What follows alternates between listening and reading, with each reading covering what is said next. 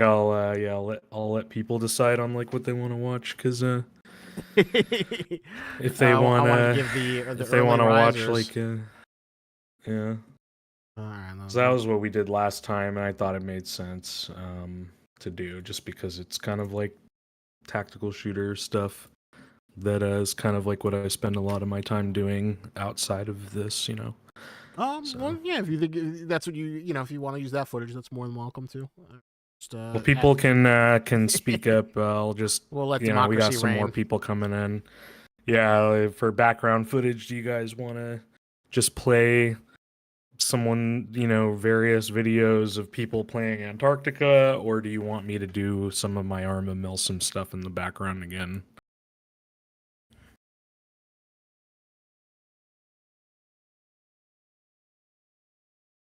What server is this? What do you mean? Put up a poll. Welcome everyone to the. You don't need to put a poll. Yeah, that's fine. Yeah, go ahead. Welcome everyone to the Fray Fireside Chat. I am here with our community manager Goomes, and now that update 016 has been out live, available into the field for you wonderful people to enjoy, we figured now would be the perfect time to sit back, relax, reflect on it, and hear some thoughts from you guys in the community about what you've enjoyed, what you liked, what you didn't like, and kind of get into the nitty gritty. It seems like it's been a really positive experience, but we always love to hear directly from you guys. You know, this is a very precarious time in indie gaming space. Nintendo just launched the Switch 2, and I'm sure you all know the announcement that's breaking the internet. It seems like we have all been betrayed by the consoles. Sony can't seem to get a game out, more than once every 3 years. I don't know what Microsoft is. They seem to want you to play in games and everything else besides the console that they make. Nintendo is now raising the ante, and now games are going to cost $80 or $90 for physical. So now, is that what they said today? Yeah. That was the big thing. Oh my god! They announced the whatchamacallit, the Switch console itself, and then they kind of hid the big thing that, like, you can get Mario Kart Digital for $80, but you can get the physical one for $90, and then the $90 doesn't even actually get you the game on the cartridge. It just gives you a key to download it. So basically, it's just like a little piece of plastic with extra steps. Right. And other than that, they had a really good, system reveal. I think they had a lot of good points, but a lot of people are not happy about that. So, as you can see, it's great to have smaller indie developers, which is why people like Afray are very important. So if you would like to speak with Goomes and share your thoughts about update 016, please raise your hand, and I will bring you to the stage. And we will let you talk. We cannot wait to hear you talk and hear what you have to say. But Goomes, while we wait for people to, let us know what they want to speak, what would you say was the biggest focus? Because I know that there was definitely an attempt to right the ship from 015 to 016. What was the kind of attempt of taking the feedback from 014? Well, you mean from 015 or you mean from all in on? And I'm getting this video up, by the way. Let me do that real quick. I'll just go ahead and play IGP's video in the background. Can you guys see that? I'm not gonna have to put any sound on, but yeah, we'll just to give you a little background. Yeah, weird. You guys see that? For some reason, the raise hand is disabled. All right. At me, and I will invite you to the stage. I got it. It's done. All right, it's done. You can raise your hands now. Yeah. Okay, so the question was kind of doubling back to the studio update that we put out between 1.4 and 1.5, and how 1.6 kind of tried to continue with that effort, essentially. Is that your question?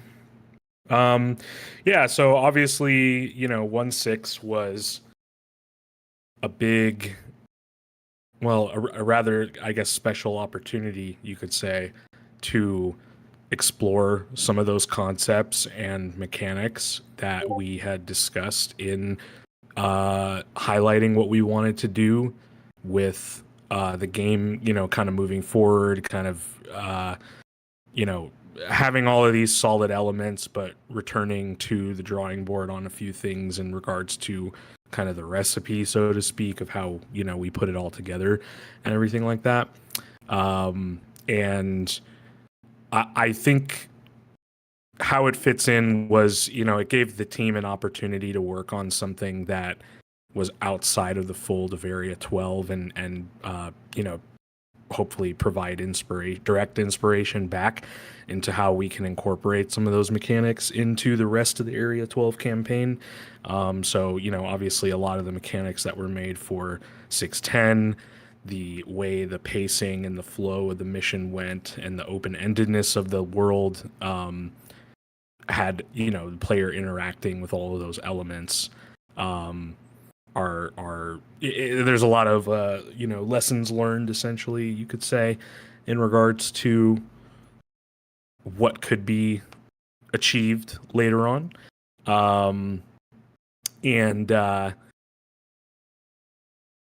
Yeah, I mean, it's just big experimentation, essentially, right? And seeing what we can do with what we felt was our strongest elements, which is, obviously things like the guns, the gunplay, which the GOC gets access to, and actually access to an arsenal before you get to kick things off, unlike Area 12, where you're kind of, more scrappy survival using what you find. So giving players a little bit more agency in that regard.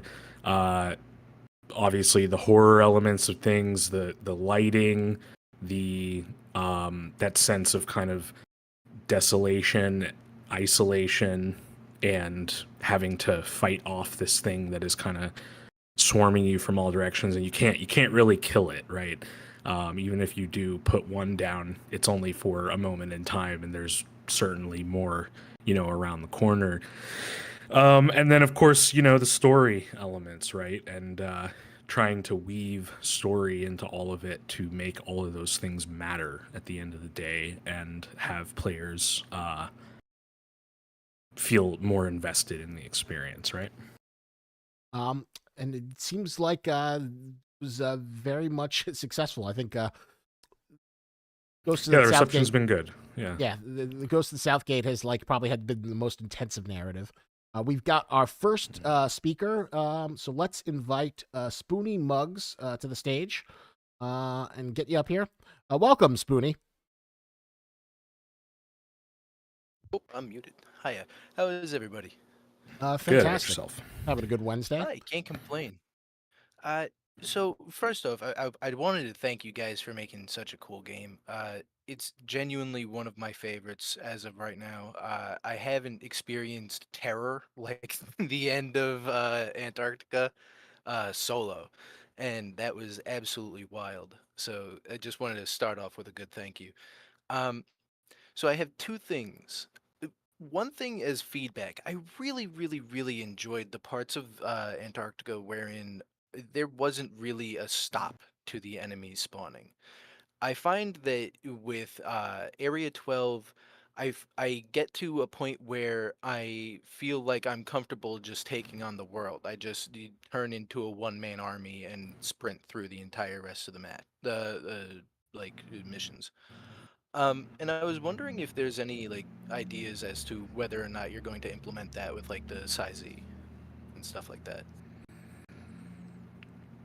So in Area 12, Yeah, kind of having nonstop. pressure, if you will. I mean, certainly in certain areas and in certain regards, yes. I mean, it's hard to say.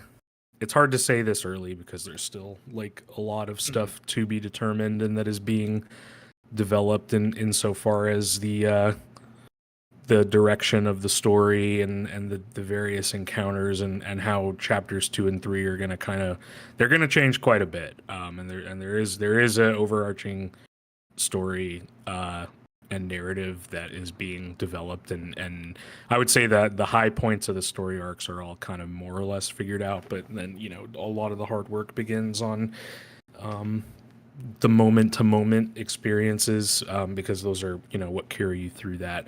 So it's hard. That's kind of hard to answer, to be honest. I mean, what I will say is all of the AI that was made revolving around 610 are all systems that can now be taken advantage of for other things. So now that work is done, just like a lot of the stuff that was retooled for 610, like for example, in 0.15, you notice one of the things we did was we made it so that sometimes zombies, if they're not dead, they get back up, right? That was repurposed and retooled and even further improved for 610 because they had a very similar behavior. Obviously not exactly the same, but yeah, that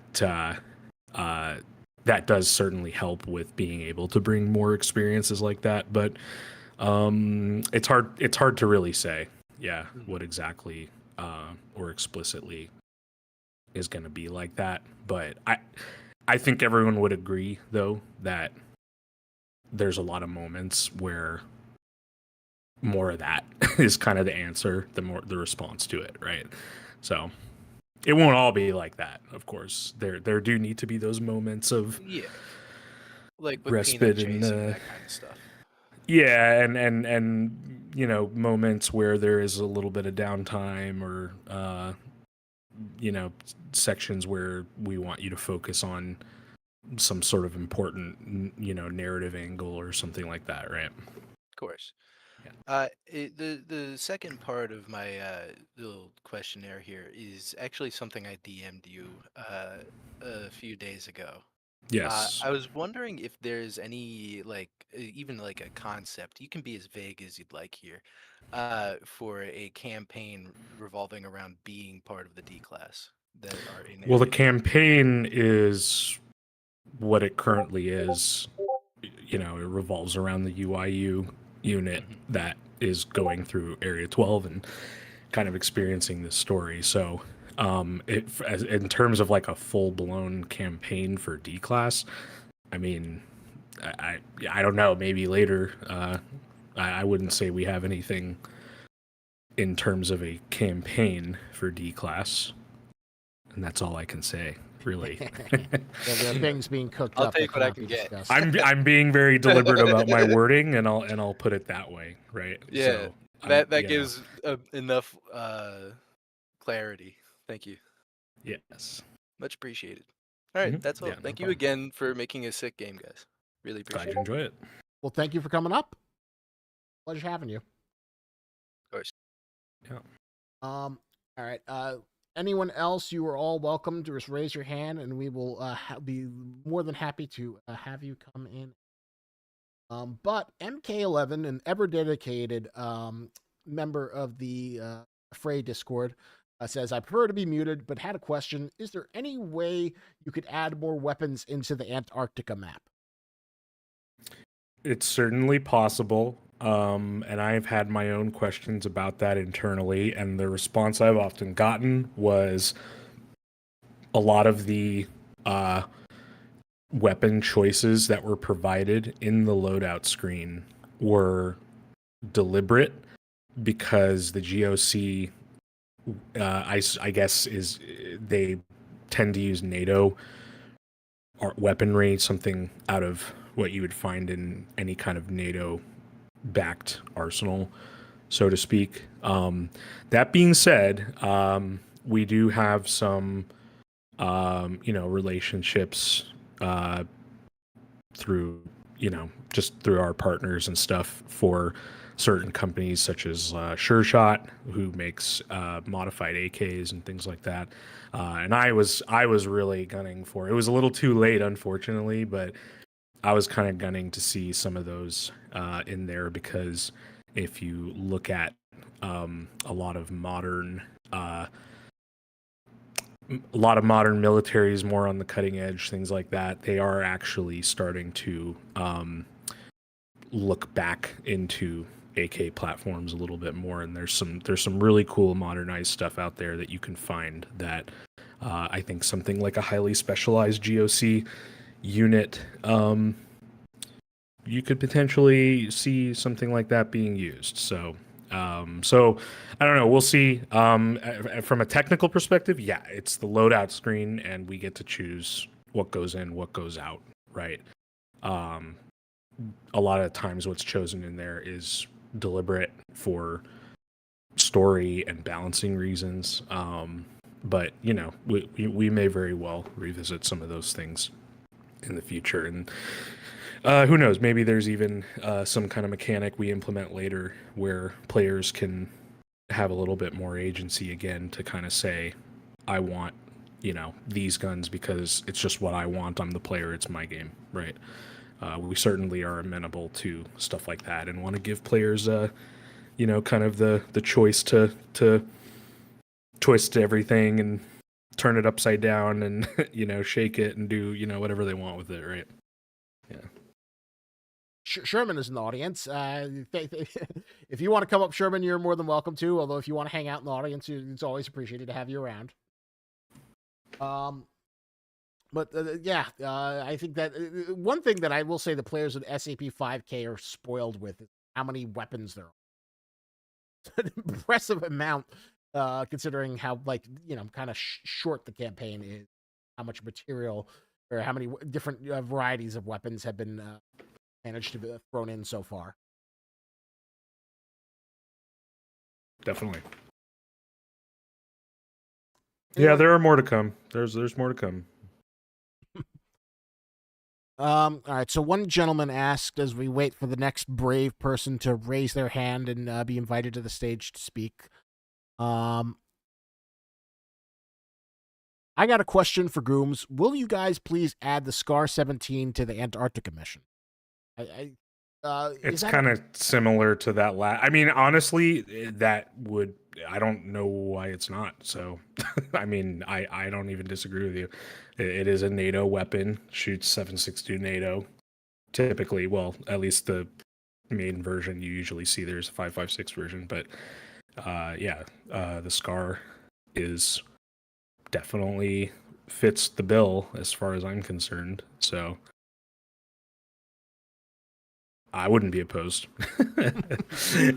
I definitely want to, you know, revisit and look at some of those things, and you know, I would love to kind of do an update on those lists. NATO, as in, you know, like the global coalition, so to speak, of countries that have kind of banded together. NATO, I mean, just, you know, Google NATO, and it's like a giant military alliance. Yeah. but the concept of NATO is that they're all allies, and you know, a lot of them, when a country enters NATO, typically they are expected to restock and replenish their military to all accept the same types of round caliber, you know, things like that. So if there's ever a wartime scenario where they need to share and stockpile ammunition, they all aren't like, oh, who's got 5.45, who's got 5.56. You know, everyone is all kind of on the same page. They may have a different weapon platform, but the ammunition can be shared across the board. Yeah. And so here's kind of like a little bit of a broader question to ask you. I know that one of the reasons that kind of like attracted you to help out Affray with you know, social media and marketing for SCP-5K was kind of like the mill sim area is your specialty, but it's kind of like in a bit of a lull. And one of the things that was so exciting would be to provide like kind of like a mill sim with a survival horror co-op shooter experience. And that was kind of like what was very exciting about 5K. In update of Ghost of the Southgate, do you think we kind of the game has moved more towards kind of taking the mill sim into a new direction that it hasn't been otherwise? I would say that this update was more story heavy than anything. I mean, I feel like mechanics wise, it didn't really do that much. I mean, because it's all the same guns, the same shooting. You're often in a scenario where you're overran, you're getting chased from all sorts of directions, right? And I think that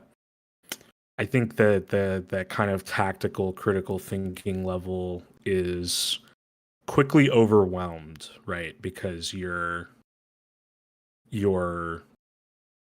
constantly put in a position where left side defense is down, right side's down, front's down, rear's down. You got to keep moving, you got to keep the momentum up. So I would say, in terms of like fast pace, high communication scenarios, yeah, there's definitely some good moments in there for that. But I don't know. I mean, it's kind of a hard question to answer, because I guess it depends on like what, everyone kind of wants a different experience out of like tactical shooter and milsim games, and I think that it kind of depends what you want out of that.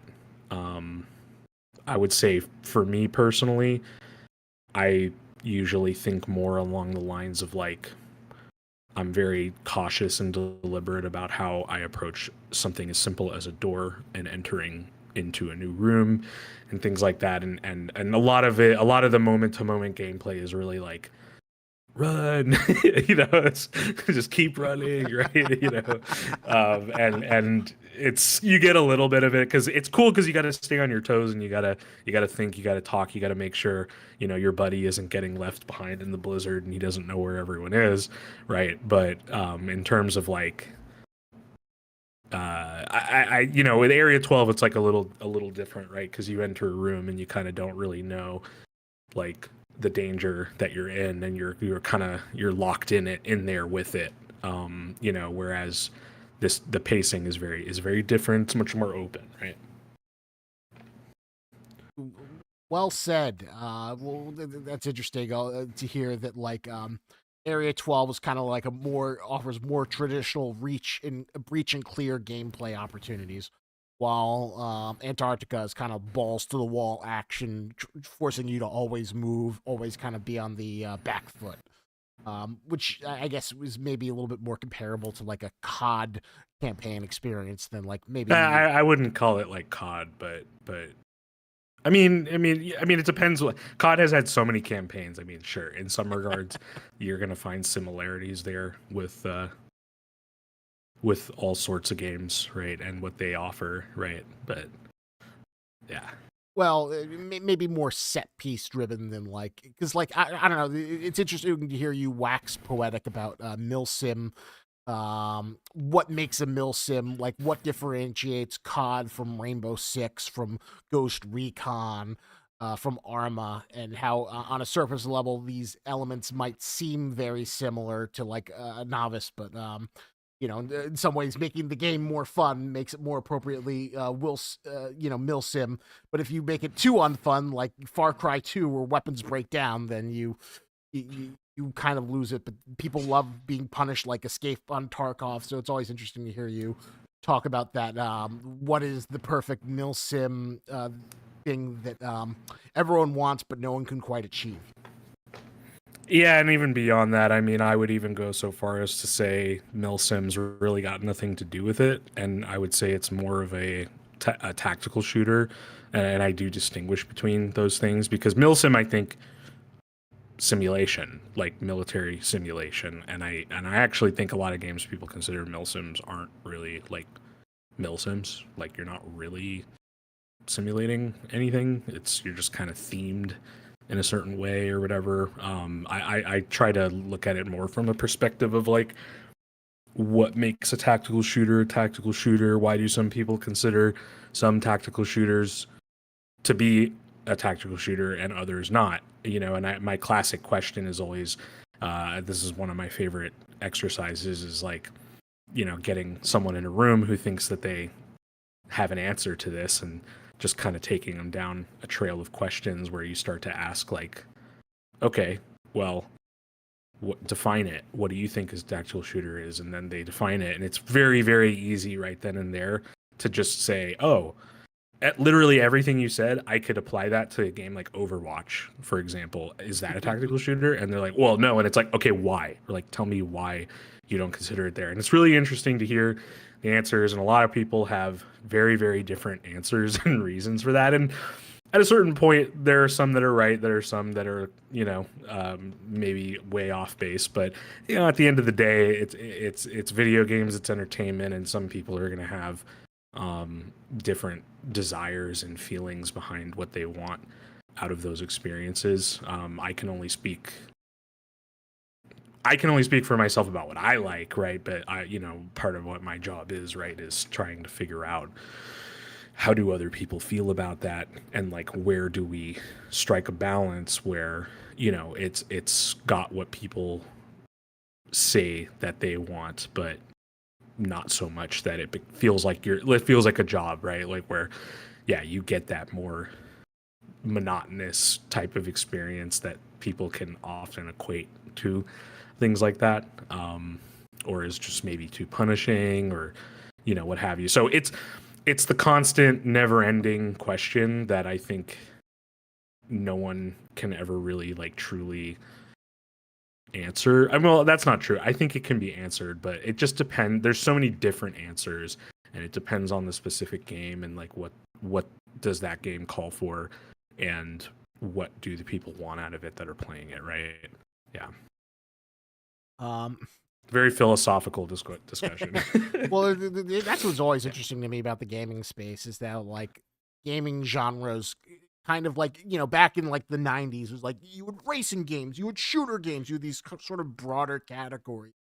And back then it was often easier, I think, because there's less games on the market, and there is, as a result, less things have been tried. And when someone breaks out, and when Tom Clancy's Rainbow Six comes out, the first Rainbow Six game, everyone's like, whoa, like this is different than what I'm used to from any of the shooter games I've, this is tactical, right? And then it's interesting to see as the landscape of games comes out, how that has changed as more titles have come out and everyone has kind of evolved. And you can't release the first Rainbow Six game in 2025, at least not without considering some things that have changed, that don't work anymore, right? So it's interesting. Thunderbolt on YouTube asks, I got another question for Gooms if you guys have time. Will you guys make options to have female player characters for the UIU/GOC? It's possible, yeah. I mean, while the game is in early access, it's easier to work with one character model. It's less stress on art. It's less stress on animation. There's absolutely no one is opposed to doing anything like that, and I wouldn't be surprised if eventually we did do it. But I would say that insofar as an early access experience goes, this is probably what you're going to be looking at. Because keep in mind, we still have like an immense amount of animation work to do with the third person stuff. Obviously, as you can see when you play the game, you still got the stanky leg and the guys leaning and like, weird animations with the knife and the reloads and all of that kind of thing, right? And Ray points out it's already like a thing in PvP. But again, it's like, I think, doing it more fully and actually doing like a proper, skeleton and all that kind of stuff. I think that's what the question more so entails, and also being able to play that in like the campaign and having that choice in the campaign. But what I was trying to say is like, the animation work, we still have a tremendous amount of third person like mocap work, for instance, that like is not in the game yet, that needs to be done to really make everything just way more smooth, way more polished. And once we can kind of cover all of those factors, then we can start looking more into stuff like that. So yeah, it's definitely something that the team wants to, but I think it's a good overview of like, it seems so easy, but there's a lot of work that goes into it. It's not, yeah. Yeah. It's not as easy as like, you just put the the mantra with game dev is that it's simple, it's not easy. It's simple to think about these things. It's never easy though to implement it. Yeah. Elijah Jordan asks, I got this game when it first came out on Steam and immediately returned it when there was no in-game voice chat. Is there one now? Yes, there's been in-game voice chat for a long time. I don't know. I don't remember, because I played this before it was on Kickstarter, which was way before anyone, and I could have sworn there was voice chat back in the day, but I might be misremembering. That was a long time ago. But it's been in for a long time, yeah. And it's good. It's good because it actually there's proper like reverb and effects and things like that depending on where you're talking. I know a big request is for persistent open hot mic. I totally agree. The team has heard that loud and clear, so I just don't think it's something we have much time to focus on at the moment. But yeah, VoIP is certainly in it. I think it's good. I love hearing players play the game with the VoIP because it makes the horror moments, the funny moments, all of that stuff. When someone's down the hallway and they're like, they're screaming or whatever. It's pretty funny when you hear it reverbing down a hallway or whatever. I feel like it adds so much more to the experience. So I recommend it. If you haven't tried it since then, I do recommend trying it with the VoIP. So there you go, Elijah Jordan. Maybe it'd be worthwhile to pick up a copy and try it again. There's definitely probably a lot of content that's been added since the last time you played. That's something that Steam lets you do, like go between patches if you want. So hypothetically, if you wanted to play this from like the initial Kickstarter release and then try every single version, it's possible. Yeah, you can look into Steam Command, Steam CMD, and any game on Steam, you can go into the depots and you can download older builds of games, and you can go on SteamDB, the website, and you can get build IDs for all of that. I've never done it. I know a lot of people who do it when they want to go back and look at stuff, though. It's certainly possible. There's lots and lots of tutorials online, so it's just a Google thing, I would say. All right, so it is possible. It's just not exactly the most intuitive thing to do. It is cool that is. It's Steam Command is quite manual. It's entering commands into a prompt box and defining file paths and saying, I want you to download this build of the, it is pretty manual. And if you are not familiar doing that stuff, it might feel a little intensive, but it's not that complicated once you get the hang of it. So it's just go read up on it, just learn how to do it, and you'll be able to do it. Oh, there you can see how much the game has changed and how much has been. In the audience, come on! I want someone to raise a hand. I'm like so hungry for it. You guys were like, last time we did one of these. You guys were all, but it seems like we caught you all in the night when you're all in like Walmart and cafes, and you're all like oh, I don't want to embarrass myself by talking too loudly. But yeah, the invitation is there. But we can keep on shooting it. It makes me happy when you guys come up. So. Strongly encouraged, and for anyone on the YouTube audience who's watching, I'll try and get your questions, but if you want to talk more... Oh, there we go. T-Rev has requested to speak. Let's bring him up here. Hey, T-Rev. Right. I was muted. I apologize. I got to run. But I just want to say thank you guys for making such a fantastic product. And I'm sure everyone in here can say the same thing, right? Thank you for just staying committed. Keeping your heads down, always working with us as a community, and anything just for always open for feedback. I think that's the biggest thing. Just thank you a million times. So yeah, appreciate it, man. Glad you're enjoying it, and it's our pleasure, man. It's you gotta build it all together, right? And the community is a big part of it. So yeah, really appreciate it. What's that one saying? It takes a village or something like that. I don't know. That's right. Yeah, absolutely. Yeah. But no, and also thanks for kickstarting my this game really did like kick off my tactical shooter genre kind of like itch. Like I bought this game on a whim and I was like, oh, I'll try it out, and then I was hooked. Was like trying to figure out, where can I be more involved? Is there a Discord? Is there like anywhere on Steam or blah blah blah blah blah? Found the Discord and just love seeing what people say, all the fun posts and things like this. I think it's just invaluable to the communities. Just so thanks again. Seriously, not trying to glaze this whole time, but geez. Yeah, no problem. Appreciate it, man. Really appreciate it. It's always nice to glaze. But sorry. yeah, I mean a little bit to do the glazing or get some I like glazing. it when people talk nicely about me. So go ahead, keep going. Yeah. But no, I seriously got to run. But thank you guys so much. Take care, everyone in here, and have a good one. So Later, thanks. man. Peace.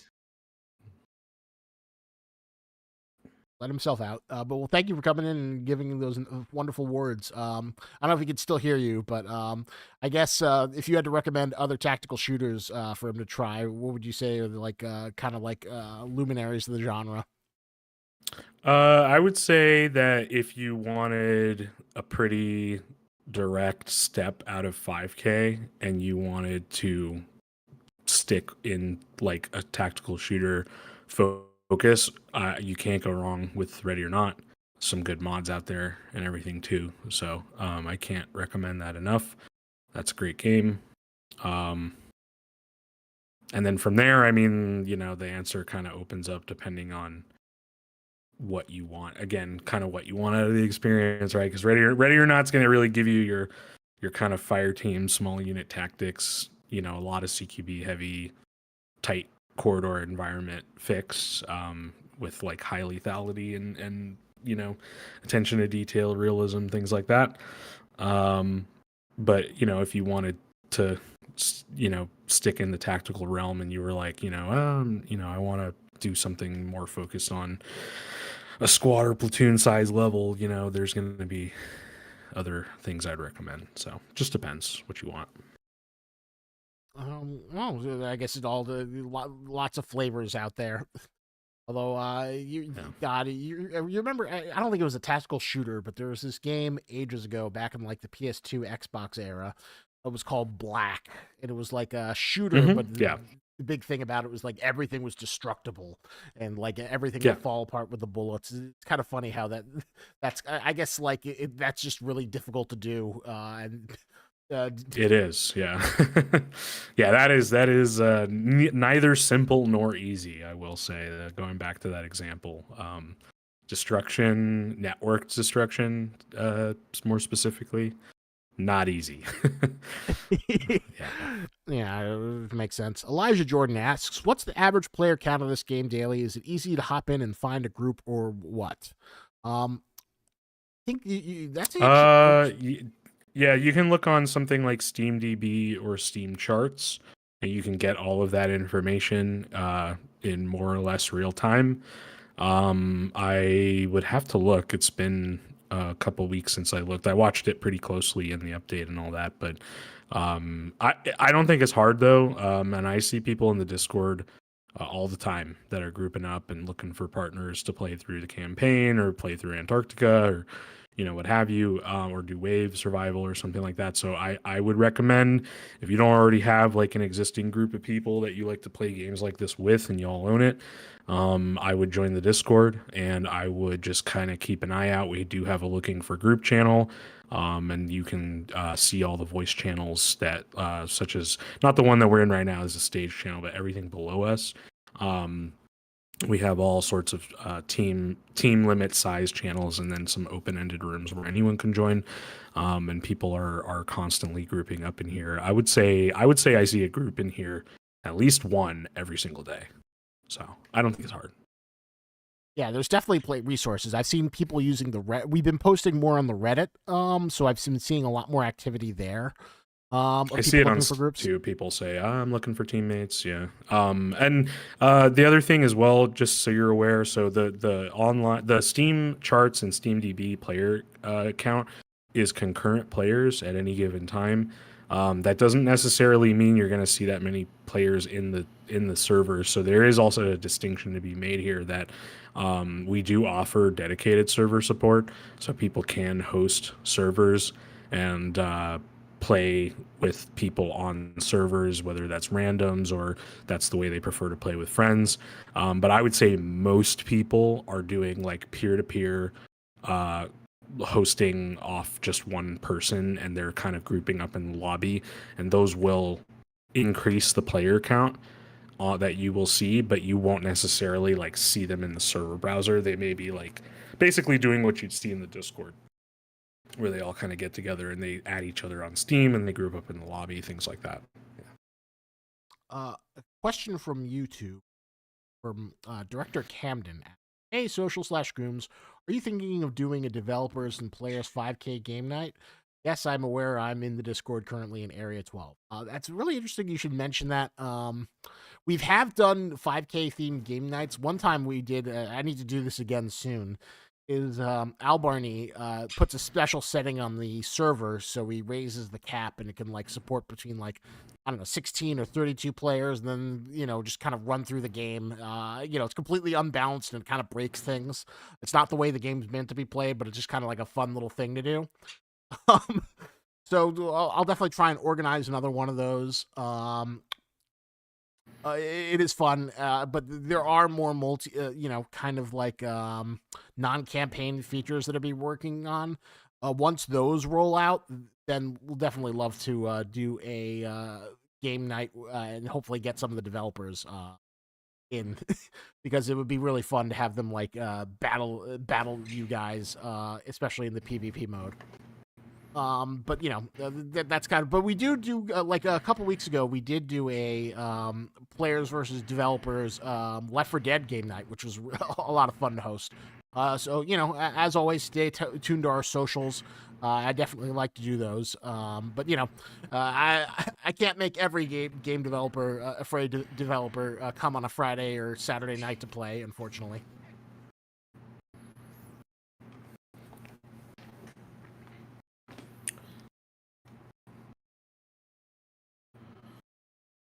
Still there, Gooms? Yeah, I'm here. I was right, just looking at the chat. So we might do some Jackbox games in the future, just because those are easy to host. But yeah, we definitely want to do more 5K game nights. Just it's a little bit challenging just because the game doesn't support a lot of people, and you want to make sure as many people can play as possible. But eventually, we will figure out a time to have you guys battle against the devs in some sort of team deathmatch mode. That is something I definitely want to coordinate. Yeah, definitely. And I think this next update will have a lot of potential for that, but that's all I can say about that. We can't say too much, unfortunately. But we're hoping the next update will make those events kind of easier to coordinate. Andre Gunnavan asks, "Hey Gooms, what do you think about Death Stranding 2? Are there usable reference points for SCP-5K when Death Stranding I never 2 got into the first game, man. I looked at it. I'm a big Metal Gear Solid fan, but Death Stranding, it just did not click with me. It didn't pull me in enough to want to check it out. Maybe I need to. I don't know. It looked kind of boring to me. I'm not gonna lie. So I don't know. I don't. I don't really know anything about the game other than that's that Norman Reedus simulator, right? That's where you get to live the life of Norman Reedus. Yeah, you live the life of Norman Reedus, and you've got your little baby in a container, and you walk. You do a lot of walking. That is the primary mechanic of the game. It is the ultimate walking sim. But I'm glad you like it. I recently got it for myself when it came to the Xbox finally, so I've been making my way through it. But I will say... How do you like it? How do I say? I'm also a big Kojima simp, so it's difficult.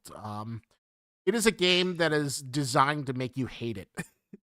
It is designed to be like really cumbersome. The menus look terrible. Walking is kind of a pain. But I'm going to keep on pushing through it. I hear it after you get past the really slow first 10 hours, it kind of picks up, and then you get addicted to walking, the most efficient path. So I'm hoping I'll get to that point and I'll find that flow, because people, wind up hating it, but then they like have this turnaround and they say, "Oh my God, this is the best thing ever." Like, I don't know. Have you ever heard of Video Game Donkey? That sounds familiar.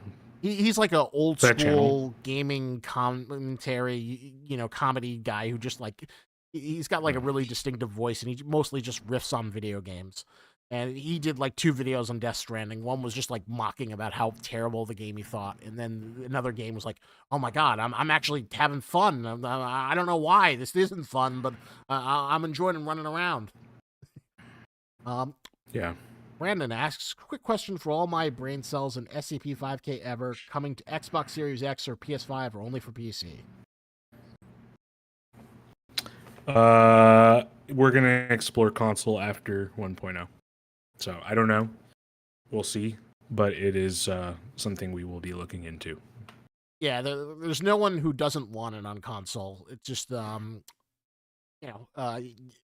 let's just put it this way. Let's say hypothetically we decided, all right, we're getting this on console. It would just be really cost prohibitive because it would constantly have to be updated because everything's not optimized and there's still assets being added to the game because it's technically unfinished. So it would just be the most counterintuitive, expensive process possible. So once 1.0 begins, that's when that conversation can begin in earnest. It's absolutely on our radar though. So I mean, it's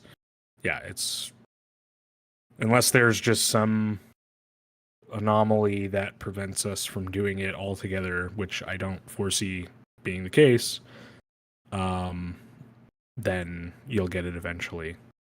And as for a rough estimate on 1.0, I don't have like an answer for you. I think all the road, like as I've mentioned countless times, roadmap still needs an update. Still a lot of things that are being planned and shifted around, and things we want to focus on, and all that kind of stuff. So whatever you see in there, and whatever the previous plans were, and everything like that, don't assume that it's all necessarily the same at this time. So there will be more updates, more info on that later, but it's going to just depend on how certain updates go, and timelines that need to be met on certain things we want to get in, and there's still obviously like a significant amount of like content and work and things that don't just we can't just snap our fingers and have, obviously. So it's hard to say exactly when that's going to be. Yeah, all the stuff you're seeing here, especially like the stuff that went into Antarctica to building the environments, building 610, takes a lot of time and meticulous effort. So, as much as it would be great, just snap a finger. And a phrase distinctly against. I think someone previously asked, Goomes, do you have any specific opinion on the Ghibli AI art trend? But we're specifically an AI. Oh God, don't get me down that road. He won't like my answer, but don't get me down there. All right.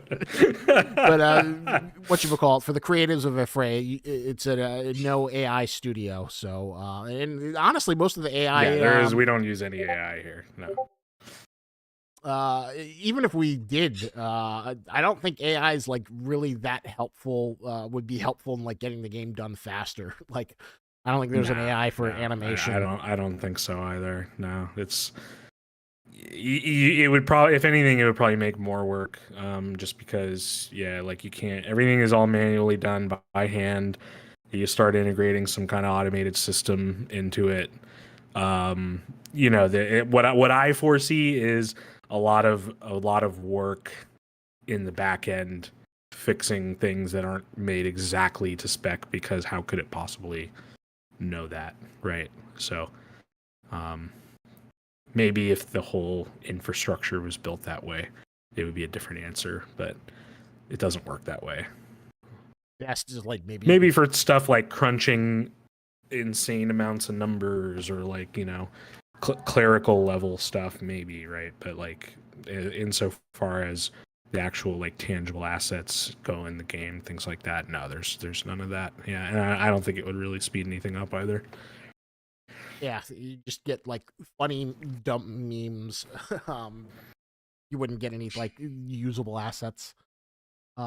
You're starting to see some interesting stuff. Like I don't know if anyone's been tracking that Inzoi game. Has anyone been looking at it? It's like The Sims. Is that the made by one where you like? Krafton. Is that the one where you like talk to people and they have like AI voices and you could just like talk? They don't have AI voices, no. But There's some crazy um, demo where you could like talk to NPCs and have like actual like conversations with them, which I thought was kind of ridiculous. no, I mean, you can. It's like The Sims. You can have conversations with people. But the reason I brought it up is because it's not. The game is not made with AI, as far as I'm aware, but they have tools within the game trained on their own models and own artwork and assets and things like that. And players can actually like say, I want this shirt to have a picture of a dog, and then it will like give you like the dog in a material format that will go on the shirt, or like something like that. And you can even like show it a video of someone doing a dance, and it will actually like generate that into an animation for the character. It's pretty wild. It's actually pretty wild. Is that an Unreal? That sounds crazy. Yeah. It is. It's UE5. Yeah. Oh dang. Be interesting to see where that goes. It was Yeah. interesting. I was seeing so many like videos about like why aren't more games on UE5, and apparently UE5 is like really difficult. There's a to lot of use. games on UE5. No, it's not. It's not. Okay, No, so that is a bunch of hooey. Okay. Yeah. All right. So That guy, yeah, we joke about that all the time. That dude, that guy is. I don't really know what his goal is. That he's kind of leading this campaign that's like very, very anti UE5 and all that. And it's just you ask any real like professional in the space that works on optimization and art asset flows and workflows and pipelines and things like that. It's nonsense. The engine is not unoptimized. It just, if you see an unoptimized game, it's because they didn't do the optimization work, or they didn't make it right, or there's something else going on there. It's not just a hammer isn't bad at nailing in nails. It's the person wielding the hammer, right? Like, yeah, user error does apply there. So MK11 asks, for those of us, unless it's just me who has shitty specs, is there a way for the dev team to make SMT similar to cloud gaming for 5K with longer sessions? I'm not super familiar. Is this like the idea of like you run it on a server and it's like that Google cloud gaming that fell apart, or like so people with the bad computers? Well, why not just GeForce Now? You can play the game on GeForce Now. What's GeForce Now? It's streaming games through NVIDIA.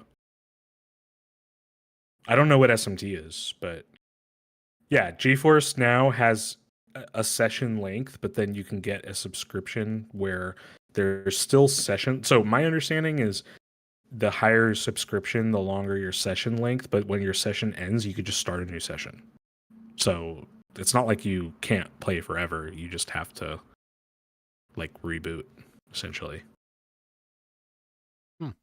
And I think that's also true of the lower tiers too.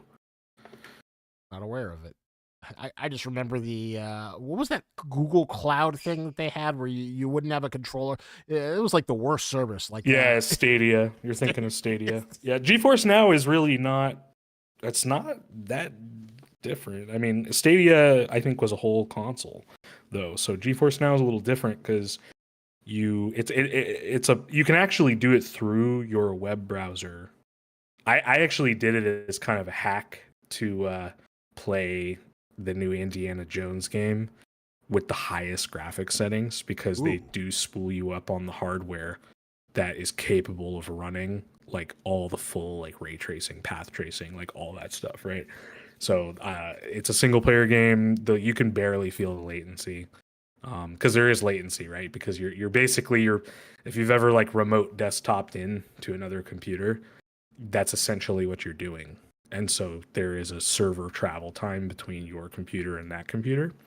And you will feel it a little bit in like your mouse and your inputs and things like that. But it's not so much that it's like obstructive to gameplay. And especially for like a single player game like that, like an adventure game, it actually works quite well. But you can get that and go and play like Cyberpunk, for instance, with like all the bells and whistles, right? It's kind of like your hack workaround. You do need a computer that can run it though, like not run the game at the full hardware, but there is kind of like a min spec for GeForce now. It's not that high though. Is an accessible run Yeah. the game on the best settings. And some people here play 5K on GeForce now. So another option, and have it look the best it possibly can. Here's a question that I think will be right up your alley. Thunderbolt asks, another question for Goomes when able. In the wet range/weapons test area, there are multiple finishes for guns available at the weapons bench. Will you give us the ability to change weapon finishes? Yes. And that's all I can say at this time. So that is some more on that soon. More on that soon. Yeah. Stay tuned. Don't touch that dial, and of course, follow us on every single social. There.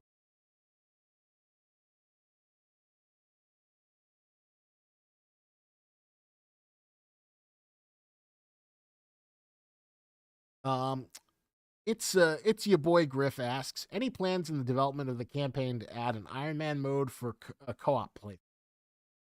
We can answer any question but his questions. Yeah, moving on. No, I'm joking. I know Griff's friend. Any plans? Well, yeah, maybe. Yeah, we actually, it's a big thing we've been like discussing lately. So and this is something I'm actually curious to like hear from the community on is the concept of replayability, because that's something that like I definitely think is like a long-term goal for us, is making the game more replayable, because right now, obviously, as many of you have experienced, you played chapter 1 and you've kind of played chapter 1, and there's obviously, it would be nice to be able to kind of have fresh twists and turns and things like that, and one of the things we've been talking about, and this isn't even just a matter of replayability, but just in general having the ability to do like difficulty settings and custom difficulty and things like that is actually pretty high on our agenda, is like looking into things like that, because we do also want to solve the problem of like, it's hard to make the game for single player and co-op at the same time. It's like basically impossible to do that without like a tremendous amount of like tech work in the background to help facilitate that. And even then, everyone is going to have like a different type of reception to like things like difficulty level and all that kind of stuff. So the plan is eventually to do like proper difficulty levels, and then like one of the things that we've been talking about is like custom difficulty and things like that, and just kind of back to the question about Iron Man. For those that don't know, Iron Man means if you die, the save is deleted and you have to start over. So it would be like a challenge, right? So I think Iron Man would work well with something like a custom difficulty where it's like we're doing Iron Man, but randomized enemies. These enemies spawn. They spawn at higher numbers, and we only give people pistols or something like that, right? And then you kind of can make like challenges for yourself. Yeah, Iron Man pipe only challenge, right? Where you have to beat everything with a pipe, and that's the only weapon you get access to, right? Like things like that. So yeah, I don't know that we've specifically discussed an Iron Man, but in my opinion, that's par for the course. That kind of fits within that whole realm, right? Modifiable difficulties, the classic Halo skulls. How can you make the game as more difficult to let the supreme player exist? Did you ever watch that Moist Critical bounty of the Halo 2 lasso run? No, I didn't. Famous content creator, Moist Critical. I know who Moist Critical is, right. yeah.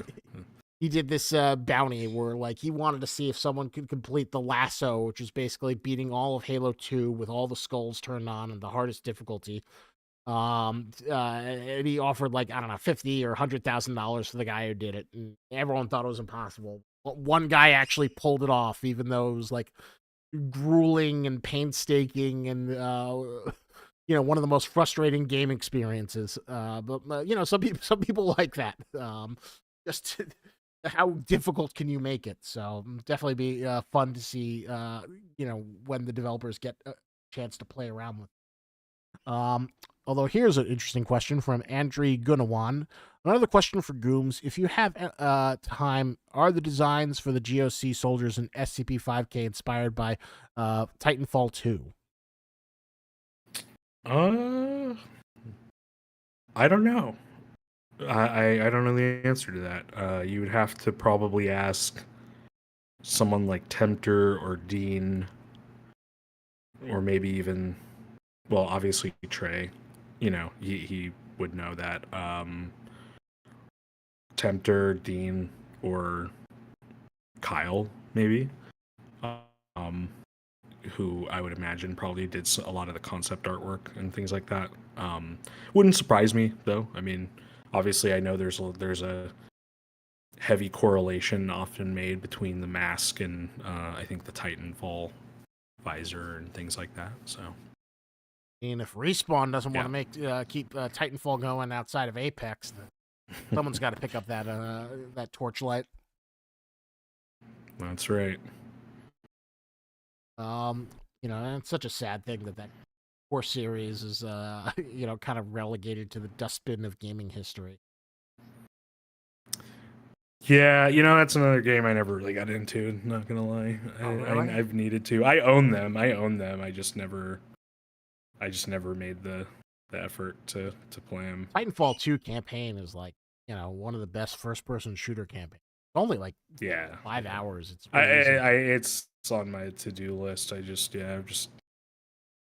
haven't really had the urge to play it, but it'll get done. It'll get done one day. Well, you know that feeling when you got your gaming back catalog of things are good, but you don't quite necessarily have the motivation to finish them. Always. That's my Steam library. Spaceman 360 asks, I wish you added products by Dado, such as the banana pill, utilized as a kamikaze last resort. But would this be tactically viable? Like how you could kill yourself with grenades, even when FF is on? I don't even know what that is. So I don't know. Is Dado like a military product provider? I have no idea. Never heard of it.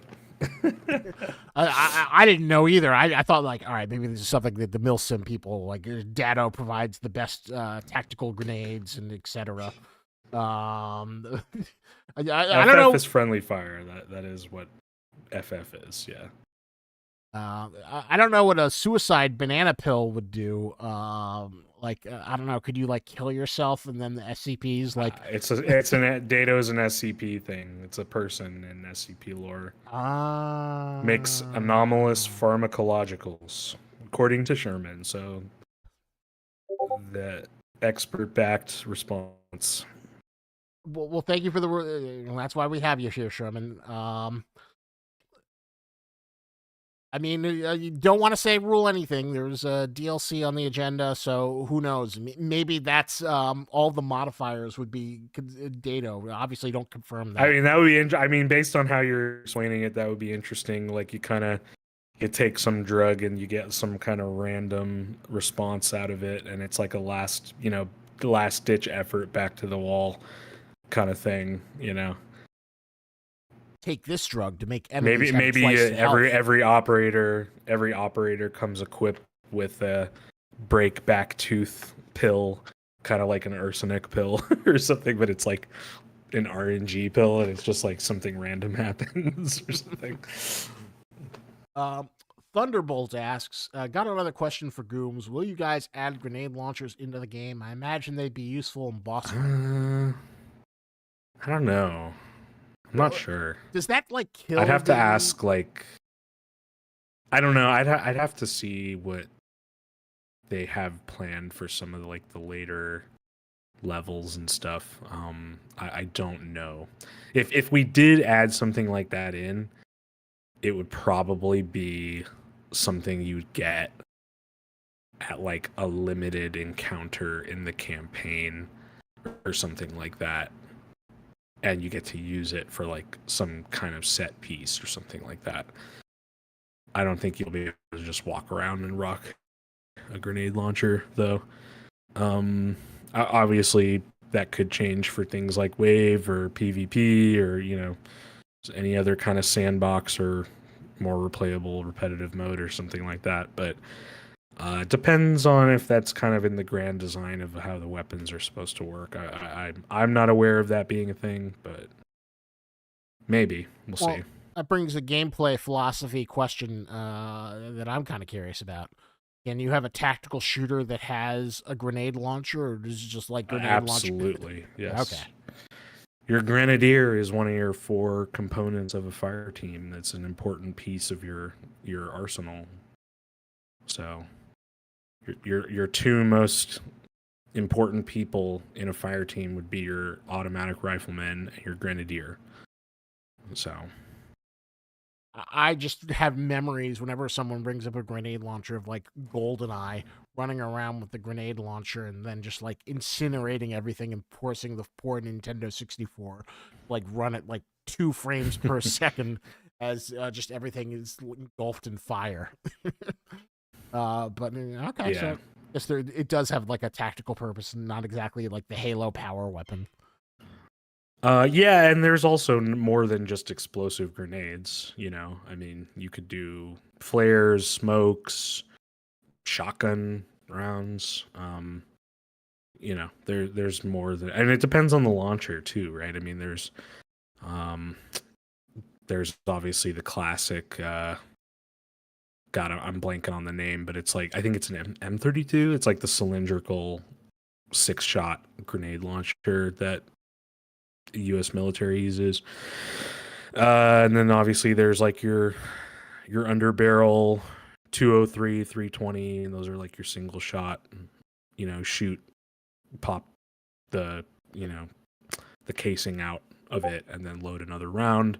Maybe there could be something like that, like a it's not uncommon that you'll see in the military, like, because you can attach those to the underbarrel of some rifles, but there's things like the 320 which you can actually just use independent of a rifle, and kind of can be slung as like almost like a sidearm, and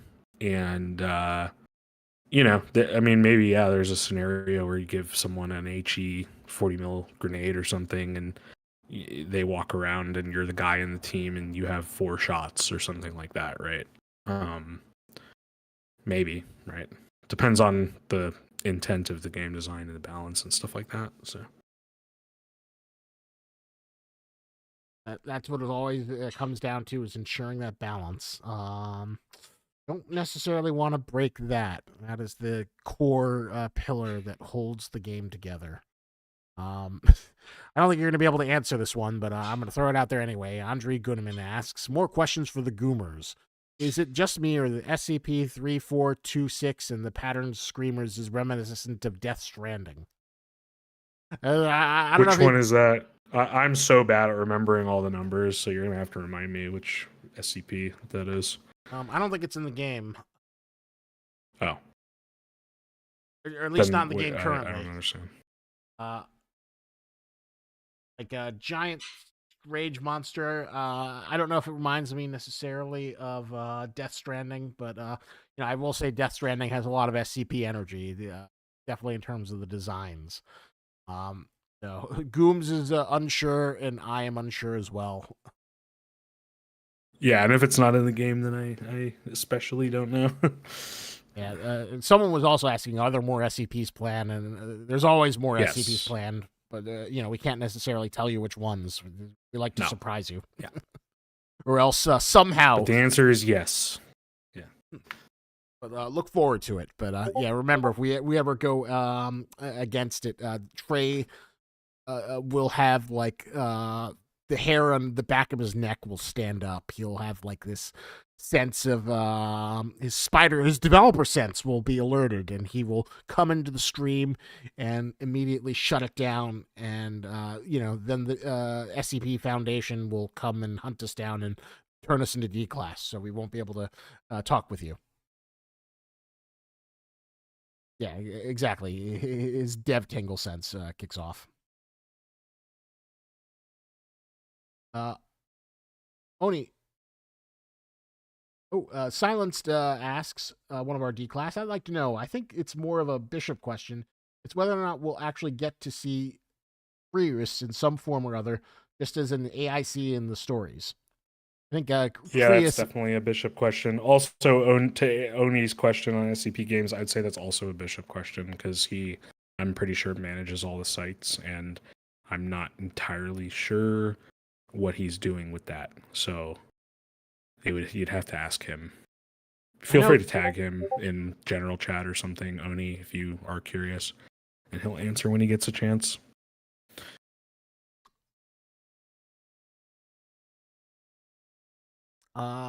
Andre Goodeman asks, even more question for the Gooms. What do you think about glue gun that can be used for assisting containment of SCPs, much like the Moab glue gun for BTD6 as a non-lethal weapon against hostile gulls?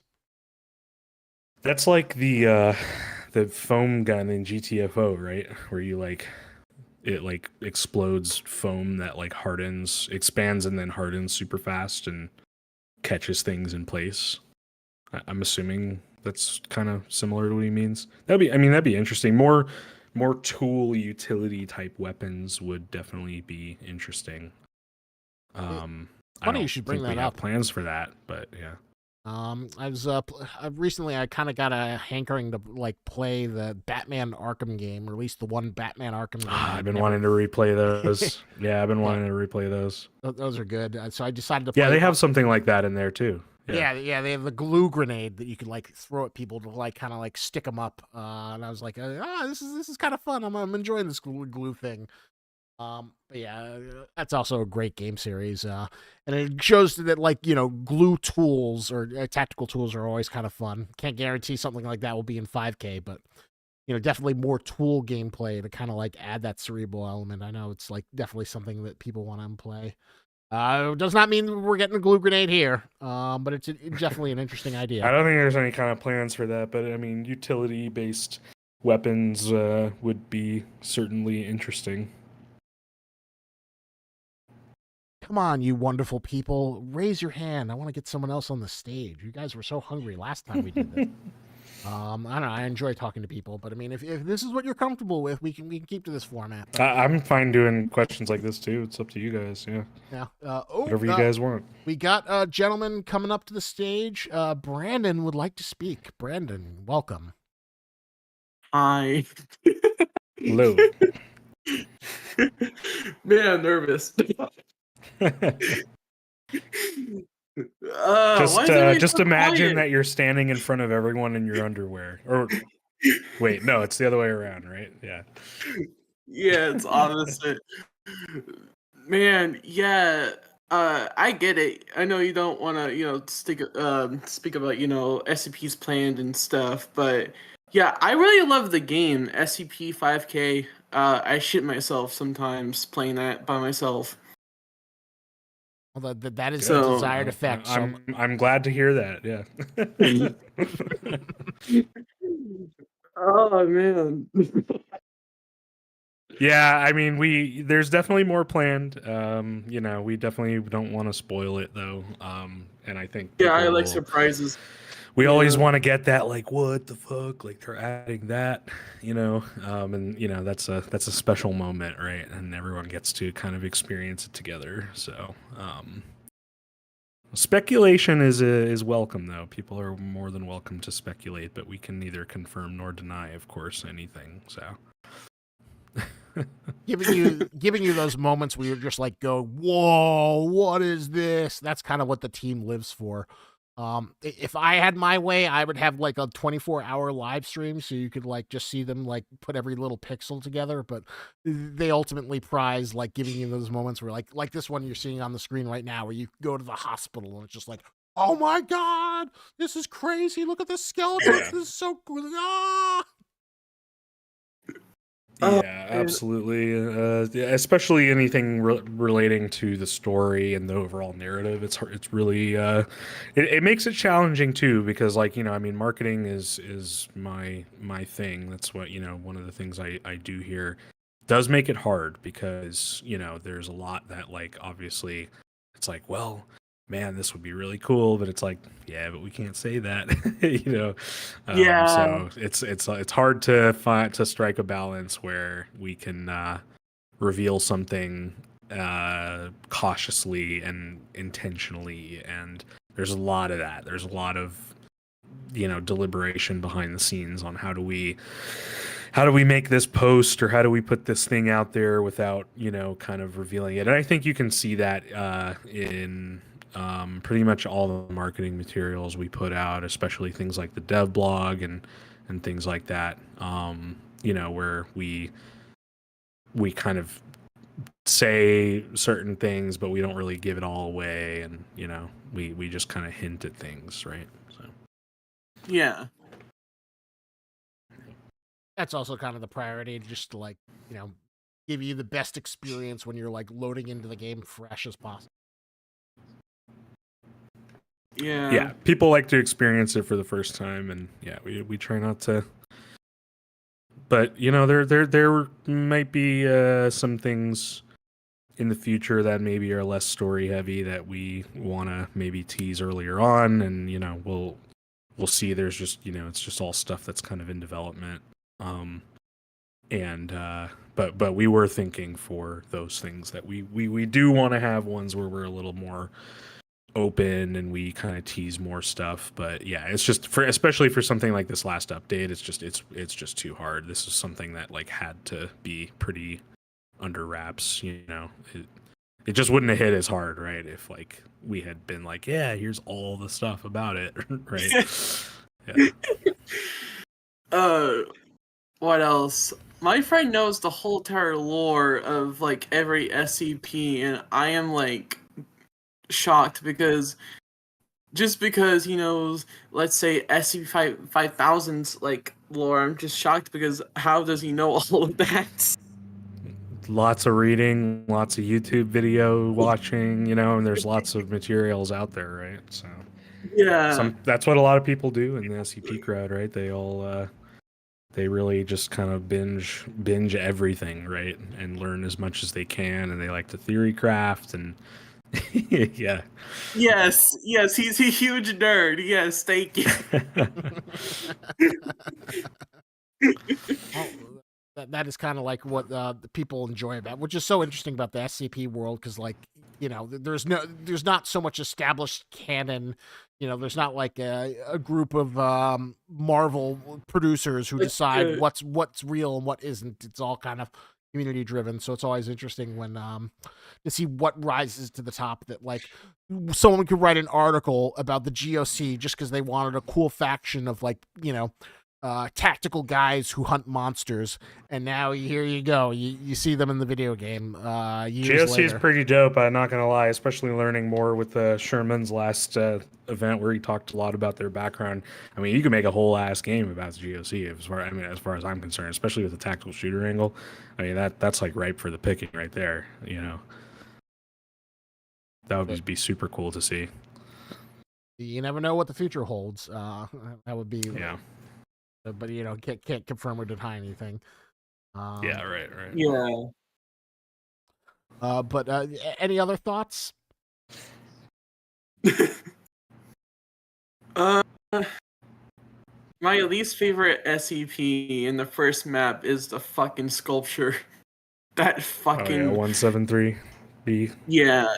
It's a good enemy. I like it. I like watching people encounter it for the first time and figuring out what it does. It is like, I just fucking hate it. Like, all you have to do is stare at it. Yeah, but when you're all alone, it's a death Makes it wish. harder.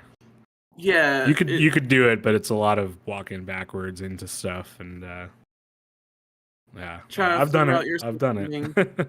Yeah. I always get lost in that beginning section too. No matter how many times I've done it, I always get fucking lost. Man. Yeah. I'm always Yeah. like, oh my god, I've done this how many freaking times, and I'm just like, what? I'm like, I just keep running around the same turn over and over. You know. He doesn't want a hug. He wants to stab your neck and see your lifeless corpse. What do you mean? I'm dying of laughter. Oh man, he does not want a hug. Trust me, he just wants to see your lifeless corpse just roll over like a tactical freaking rollover. Well, thank you for coming and sharing your thoughts. It's a pleasure speaking with you. Yeah, man, appreciate it, Brandon.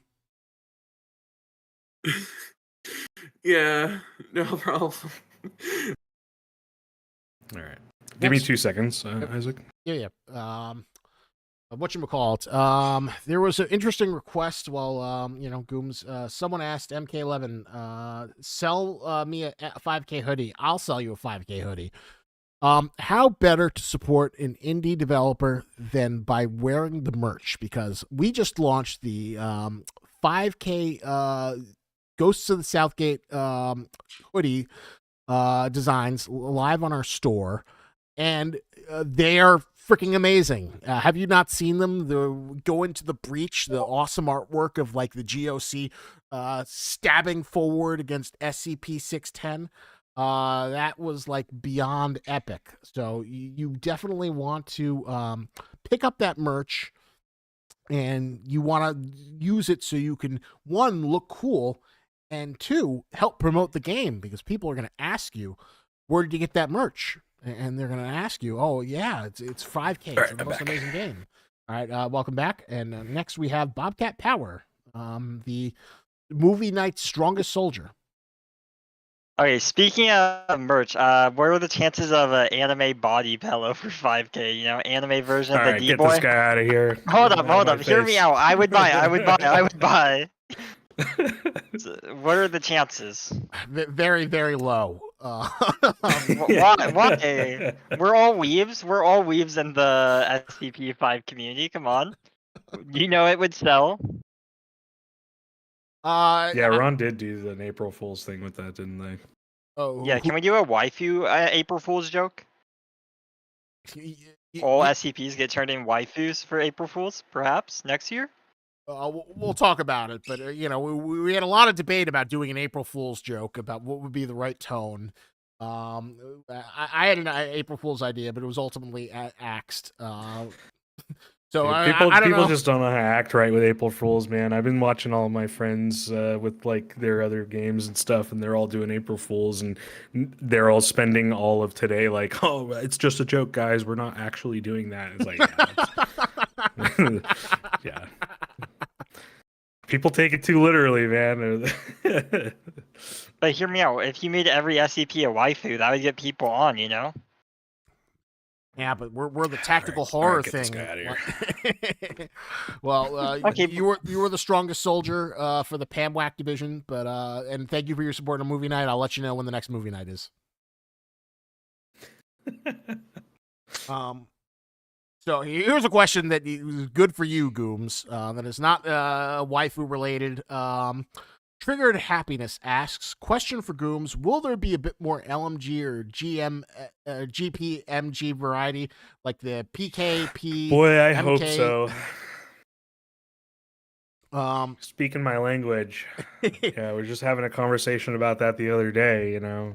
Because we have the cat, I think it's the CAC LMG in the game, but it's just not really like used anywhere, and I understand it's like a balancing thing, but I wholeheartedly agree with you on that. There is definitely plenty of room for something like that I would use it for.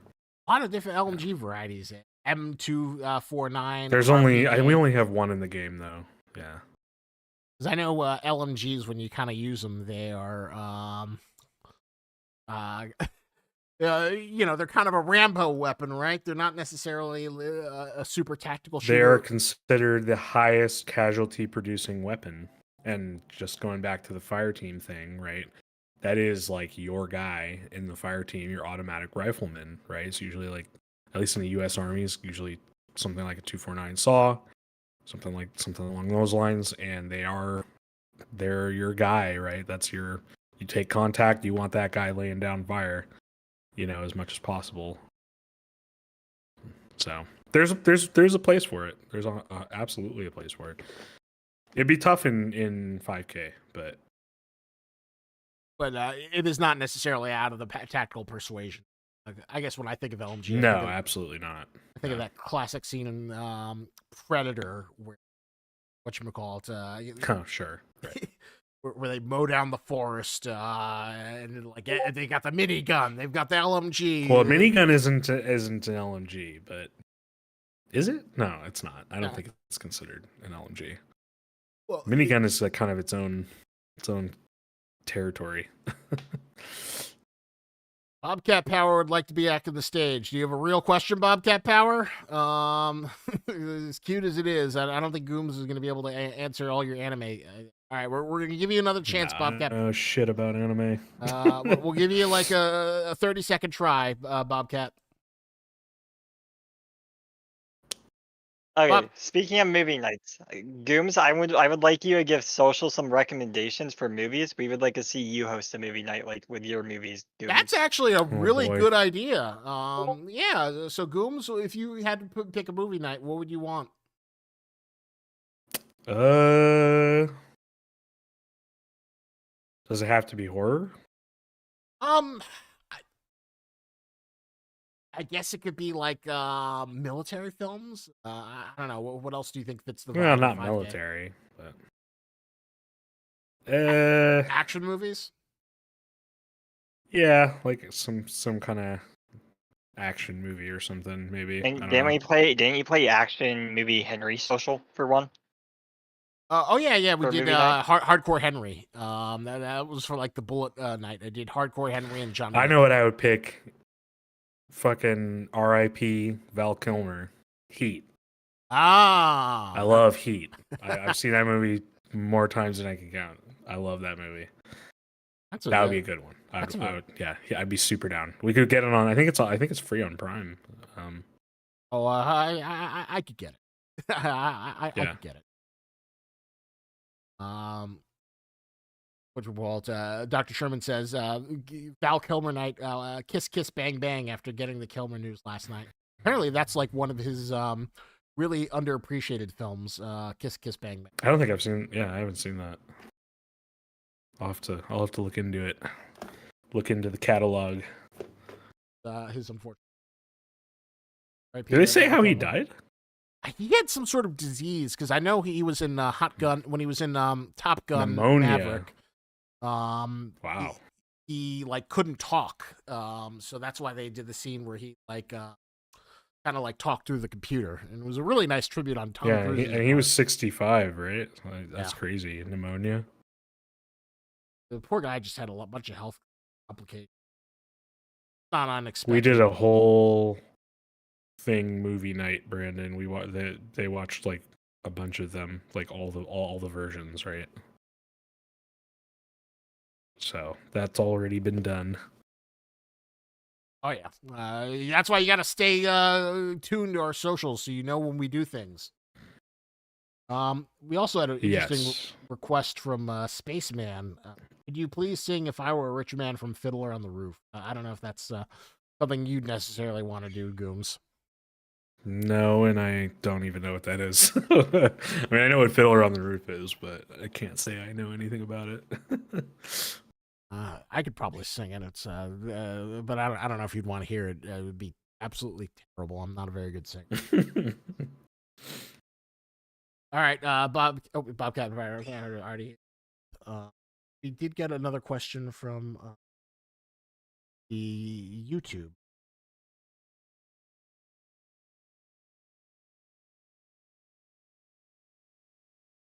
All right, so Andre gonna want to ask yet another question for Gooms. Are some of the devs of SCP-5K also contributors for the SCP Wiki? Kind of in a way, right? There have been like official Fray articles on the Wiki. Yeah, I'm not too well versed on that. That would probably be. I mean, Sherman here probably knows, but I would probably ask Trey that question. Yeah. There are writers from the wiki who've contributed to 5K. Yes, that I know. Yeah. But I don't know if I'd necessarily say that like the developers are writers on the side. Well, I think the question more specifically about like has anything in the game officially been contributed? I just don't know. Yeah, no, actually, it has been like SCP. The door squid is an official SCP. I think the screen anomaly is an Affray curated article. There are also a few other Really? Affray curated Okay. articles. So yeah, we definitely are on it. There's like a list. If you go to the wiki, you can see like contributions by Affray, and there's like at least 7 articles on there. Got it. Okay. Bladed asks, are there any plans in the future for a part of a level where you have to fully rely on night vision, like a pitch dark level? Oh boy, I hope so.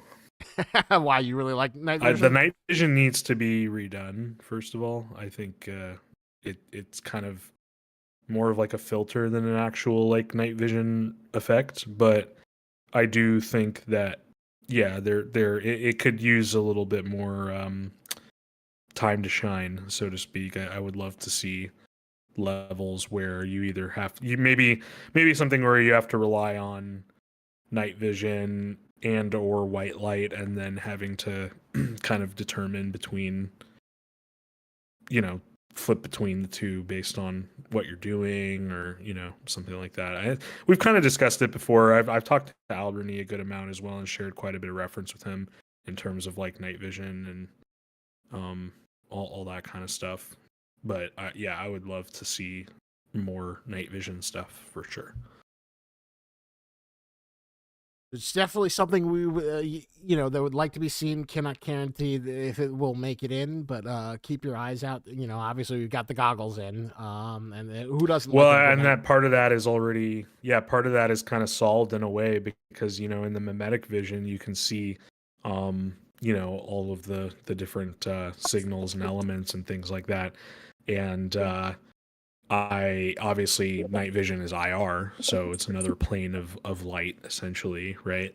And I think with coming off the technology that made like the mimetic goggles, for instance, we could probably do more appropriate like IR based things. That would be very cool to see. And welcome to the stage, Dr. Sherman. Is I requested to speak. Hello. Sound check, sound check. Do you read me? Yeah, Yep, you're good. we can hear you. Fantastic. It's a little windy where I am, so let me know if that becomes a problem. Yeah, you're good. But yeah, I'm popping in for first, just a clarification, since you guys name checked me on that. There are a couple SCP authors who are working behind the scenes on the writing in one way or another. I mean, I'm one of them on the marketing side. And Right, I'm right. usually used as a contact to talk to other people on the wiki who could be helpful to the game in some way. I mean, that's last event where we eventually used Dr. Clef's research for that. Yeah. Also in the chat right now on Discord, and if you go to the scpwiki.wikidot.com/Gabe, Gabe, Silenced in the Discord chat showed a hub page where a bunch of the Affray Interactive contributed articles are now canon to the SCP universe. So it goes both ways. Yeah. Great. No, good. It's good to get a specific answer, specific list. Yeah. And now my question for you guys, because I'm a bad video gamer with no friends, so I haven't played this team game yet. But when I finally do, what is the situation for? I know it's a very tactical shooter kind of game, which isn't normally my forte. But I mean, I've played shooters before. I'll get used to that. My question is, what's the anomalous loadout of weapons that you guys going into this game? Are there any anomalous weapons so far? Do you have any plans to implement any? Right now, everything in the game is real world, not anomalous. As for whether or not they are planned, I can neither confirm nor deny this detail at this time. Do with that as you please.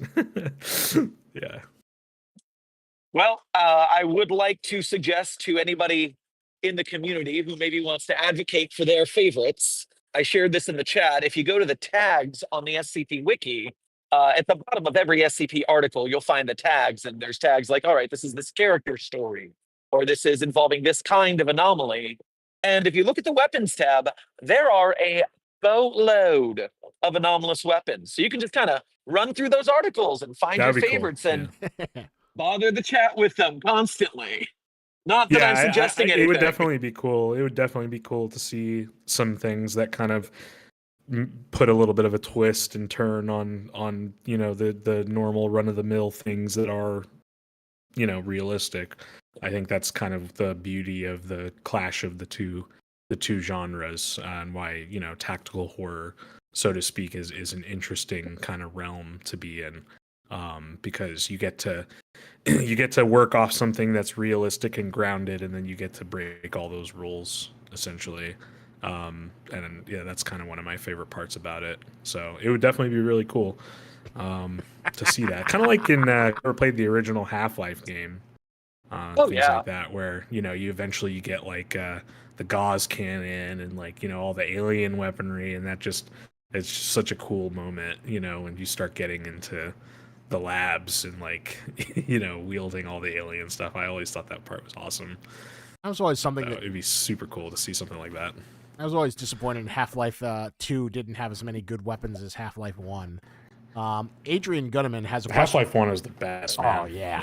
That was like the best arsenal, from like the parasite gun to like the Gauss cannon. There was so much good stuff. A lot of people hold 2 in such high regard, and it deserves high regard, but 1 takes the cake for me. It's my favorite out of anything in the series. I mean, one thing y'all are working against you is that you've got such a strict kind of tone to your game. It's so kind of serious and tactical that, like, for instance, Spaceman's suggestion earlier of the Dado banana pill, while hilarious, probably breaks the tone of the game a little bit. Yeah, maybe. I mean, I think there's tasteful ways to incorporate stuff like that. You know, I certainly think I certainly think there's ways to do that. And since y'all didn't necessarily know what that was, just let me fill y'all in while I'm here. The banana pill, Dado, anomalous pharmacologist. His stuff always backfires due to some misunderstanding. He doesn't speak very good English. We don't know if he does it on purpose or not. But so an assassin contracted him to get a pill that would kill his target. And he wanted to use plutonium. That way it would radiate the guy to death and would poison him. And Dado said, no, plutonium's too easy to trace. I give you a banana pill. Bananas have radiation in them. You'll be fine. And if you take the pill, and, you know, every banana is like 0.0001% irradiated. So if you ate like a gajillion bananas, you could get radiation poisoning. Is that true? Yes. Oh, yes, that is true. That. I mean, I suppose everything has a little bit, but that sounds like more, right? And yes, and I didn't know that. That's interesting. And so what this does, potassium is mildly radioactive. Okay, I see. Right. And so this pill fills your stomach with the equivalent dose of radiation based on bananas, which is like 75 million pounds of bananas or something like that. And so, you know, but before the radiation gets you, you explode, and there's a pile of bananas that, in lore, completely filled a Foundation site, which had to be evacuated and scooped out full of bananas. And so, if you were going to use the banana pill in a game, my idea, since if you're doing PvP with teams, you have one guy on your team who's got like 5% health back, and he's got the banana pill, and he runs into the middle of the other squad's formation. Yeah. And if you're in an open venue, then your banana pile that forms, it has invisible walls that presses your enemies away from each other so that their formation is broken. But if they happen to be in like an indoor room, it just squishes against the wall and they die due to physics. That would be quite a sight to behold, and it would be very funny to see that. Well, it does sound like those Bethesda games where you like have a million objects spawn and then they just destroy your computer with the physics. We got a few questions for you, Sherman. Exactly. Since you've come onto the stage, Andre Gunneman asks, "Hi, Site42. I have a question for Sherman. Are porter suits from Death Stranding useful in the SCP universe, especially when dealing with some of the anomalous weather phenomenon?" I also haven't played Death Stranding. Damn it!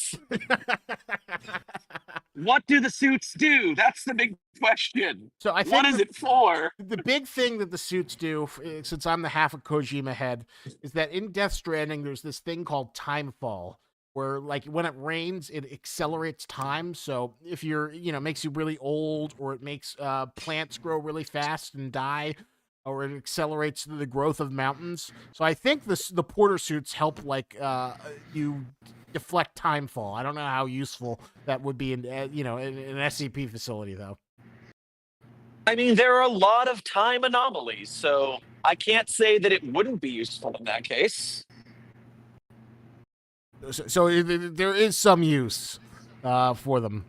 And then MK11 says, "Some of my questions are probably Googleable, but was Area 12 created by someone at a fray?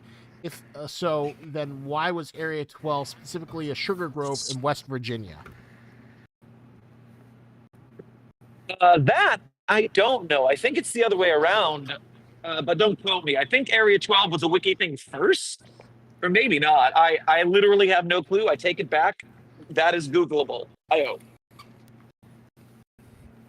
Sounds like it might be on that page.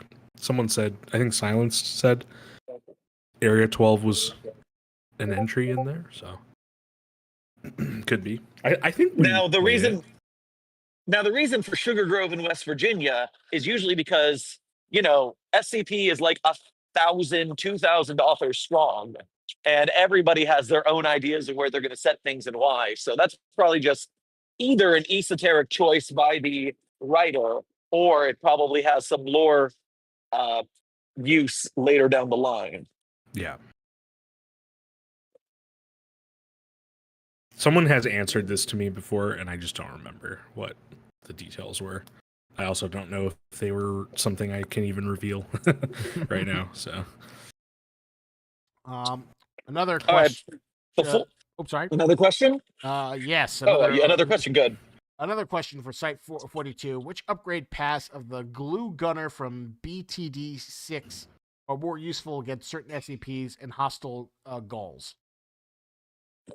You're talking about another game I have no idea about. But Glue Gunner. Oh no, Balloon's Tower Defense. I do know this one.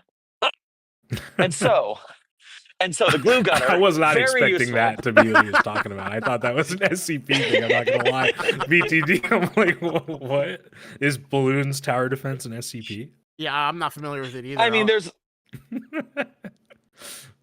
The monkeys have all sorts of inventions. We don't. They have super monkeys. Come on. And Aztec gods are real in their lore. So there you go. It's the BTD lore runs deep. So yes, go on. Sorry to interrupt. Glue gunners would be fabulous for SCP containment because you have, obviously it is a sticky glue, but it deteriorates. It's like Spider-Man's webs. And so it's very good to lock someone down, transport them, and then the glue will melt off. You just, can't use the acid glue. That would not be conducive to containment. That makes sense. Would it help, get off a layer of the SCP and then make it a little bit more vulnerable, slow it down? If we have an SCP that has layers like that and that you need to expose a weakness, the acid glue is the glue for the job. So maybe some of the 610s start forming besides just flesh, they start forming like bony husks for shielding, and you can dissolve the bone shield. That'd be interesting. So there you go. Who knows? Maybe an acid glue grenade will find its way into 5K. I will not say no, but I cannot confirm yes.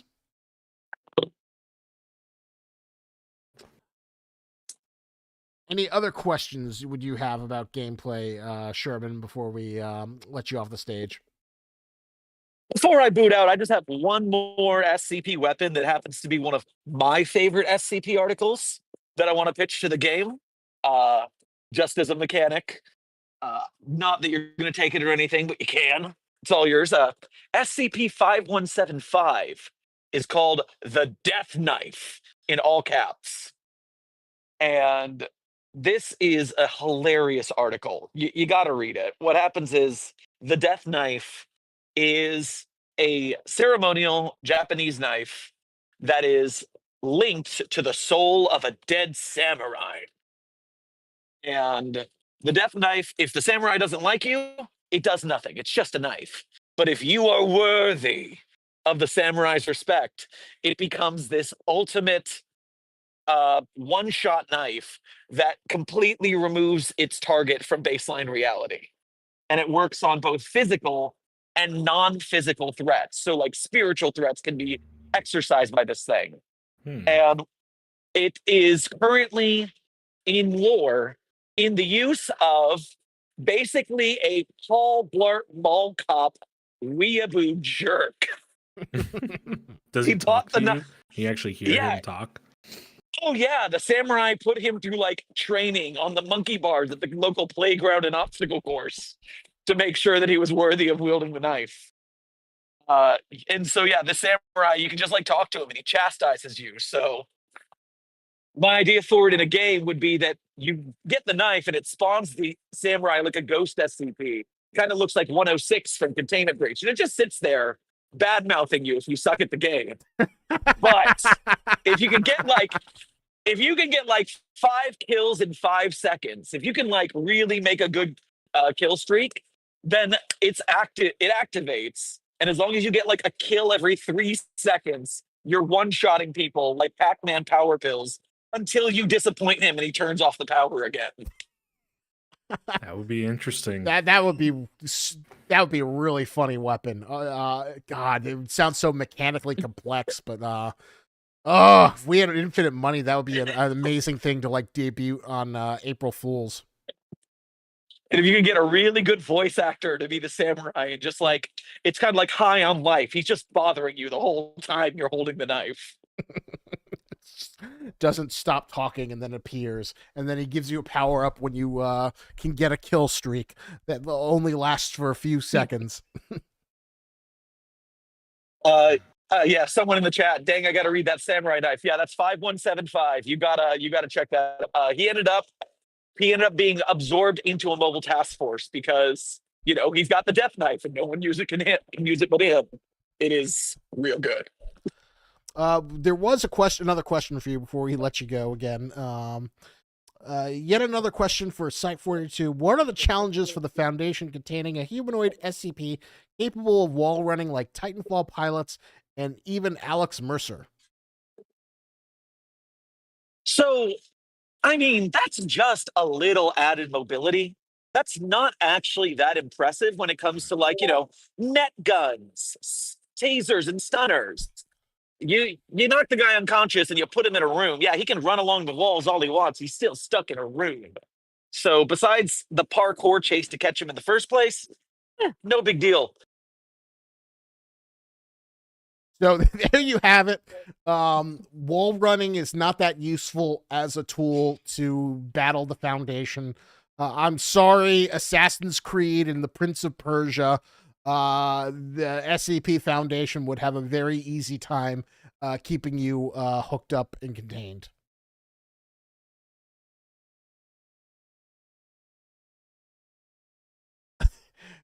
So with that, we shall let you return back. Thank you for popping in, and if you have any other thoughts to add, you're always welcome to come on stage. Yep. I'm gonna get back to script writing. You guys have a good rest of your stream. Of course. Later, man. Cheers. All right, so we've been going for nearly 2 hours.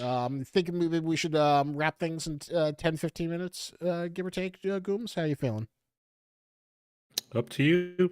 If people still have questions, I mean, I'm just hanging out. So. Okay, so we can go a little bit longer. yeah. So anyone else, you can keep on giving us questions. And if you want to come on stage, you are always welcome. Oh, SCP Foundation Vietnam is live in the YouTube chat. If you want to actually come in and, come hang out with us and ask a question directly, you are more than welcome to. Always fun to see a checkmarked person in the YouTube chat.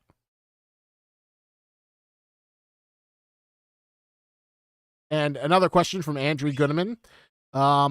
Sorry. We let Sherman go, but maybe Gooms can help you with this. Do MTF units and or GOC soldiers who wall run risk broken masquerade? Do MTF Tau Samsura have wall running similar to super soldiers from the prototype? Yeah, I could not tell you. I don't know what that sentence just was. Yeah. SCP Vietnam. Here, 1 second. I will give you a Discord link, and you're more than welcome to. If you want to come in. All you have to do is come to the Discord, come to the Education Center, appear in the audience, and I will invite you up onto the stage if you'd like to. Same goes for anyone else on YouTube. You guys are all welcome to join us. You just have to come in and then click the hands up button, and I would be more than happy to have you. So SCP Foundation Vietnam, if you want to come in, you are more than welcome to. So Thunderbolt has another question for Gooms. Will you give us the ability to have both a laser and light on our weapons, like a ground branch? Will you also give us an IR flashlight?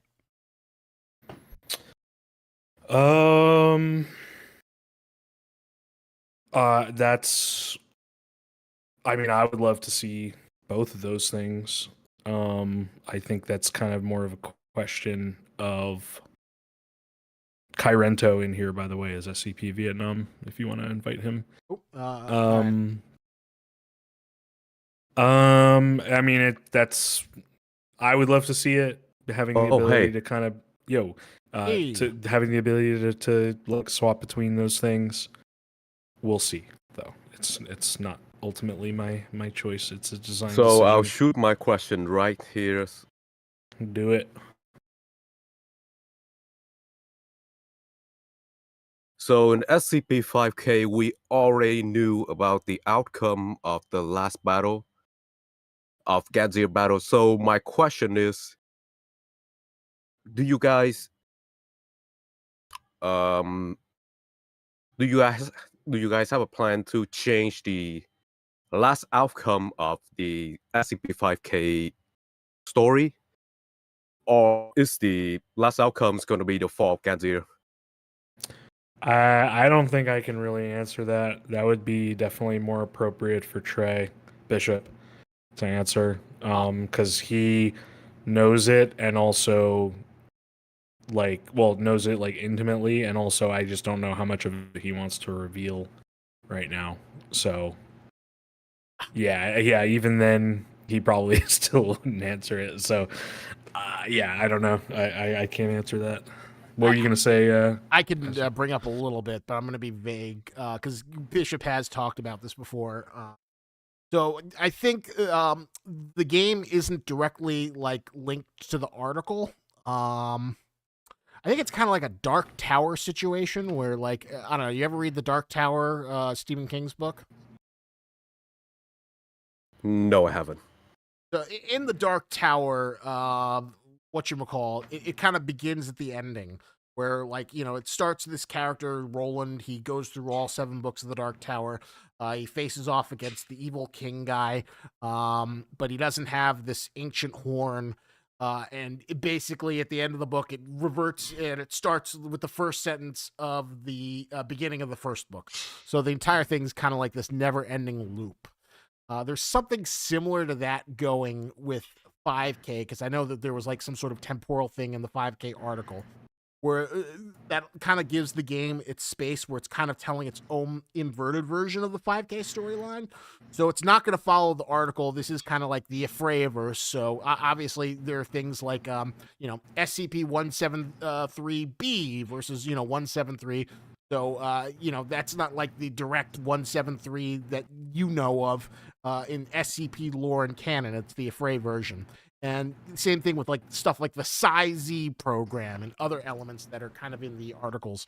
Because, obviously everyone at Affray loves the SCP canon, but, the beauty about being able to work in this universe is always adding your own creative someone might even be able to give you a even better answer. We have a wild Albarni has come into the chat. Albarni, hey, thank you for showing up. I don't think I definitely agree that Trey is the best person to answer that question. Maybe in one of the future fireside chats or equivalent, he can someone can ask that question. I could give a very uninformed answer on that, but I'd probably get it wrong.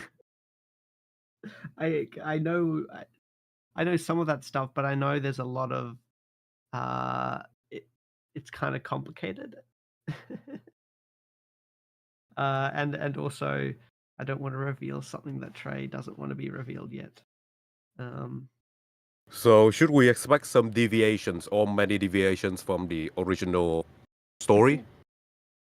I mean, definitely we should expect some deviations, just in a general sense. There's various places where we've modified things to make the best sense in our story and stuff like that, while still trying to provide like reference to the original source material and stuff like that. Yeah. So there you have it. It's not exactly going to, necessarily be exactly, and there might be some interesting twists. But Albarni's pretty high up on the developer tier list. If you have any other specific questions, questions to me. So no more about lore questions. I've read the roadmap and I've noticed you were planning to implement some mobile task force as the next map, if I remember correctly. So my question is, are the enemies similar to the way that special enemy works, or we battle with an entire battalion of mobile task force like New 7? Or do we interact with them more like a small team of special operatives like the Nine-Tailed Fox? Do you have any information on that? Which one were you referring to that has a MTF team? I mean, we do have plans for introducing an MTF team in the future, but I don't know of any plans in the next update. I might be mistaken, but you do have a plan for the future of mobile task force teams, right? Yes, there's going to be some. I don't know if I can say the exact number, but there is going to be some MTF teams added to the future, and it's kind of a mix of both, I would say, in reference to whether it's a normal enemy type and a special enemy type. I think it's both, really. But that said, just a disclaimer there. How exactly that turns out in the final game may and very likely will change. So take that with a grain of salt.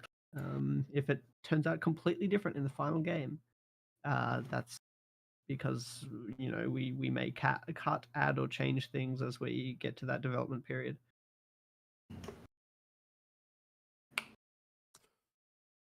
Brandon has an interesting question that might be applicable towards you, Albarni. I have a question for customization. So if you guys have ever played Ground Branch, like customize your gear piece by piece, like head to toe, is that possible to like do customization from like each individual pieces, or is that kind of like that sounds like a huge amount of scope creep?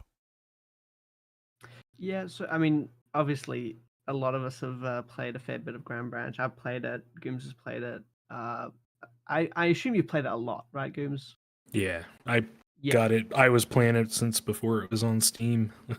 Yeah, they've had a long development history. So, and we have people on the team who've worked on Ground Branch, Chach.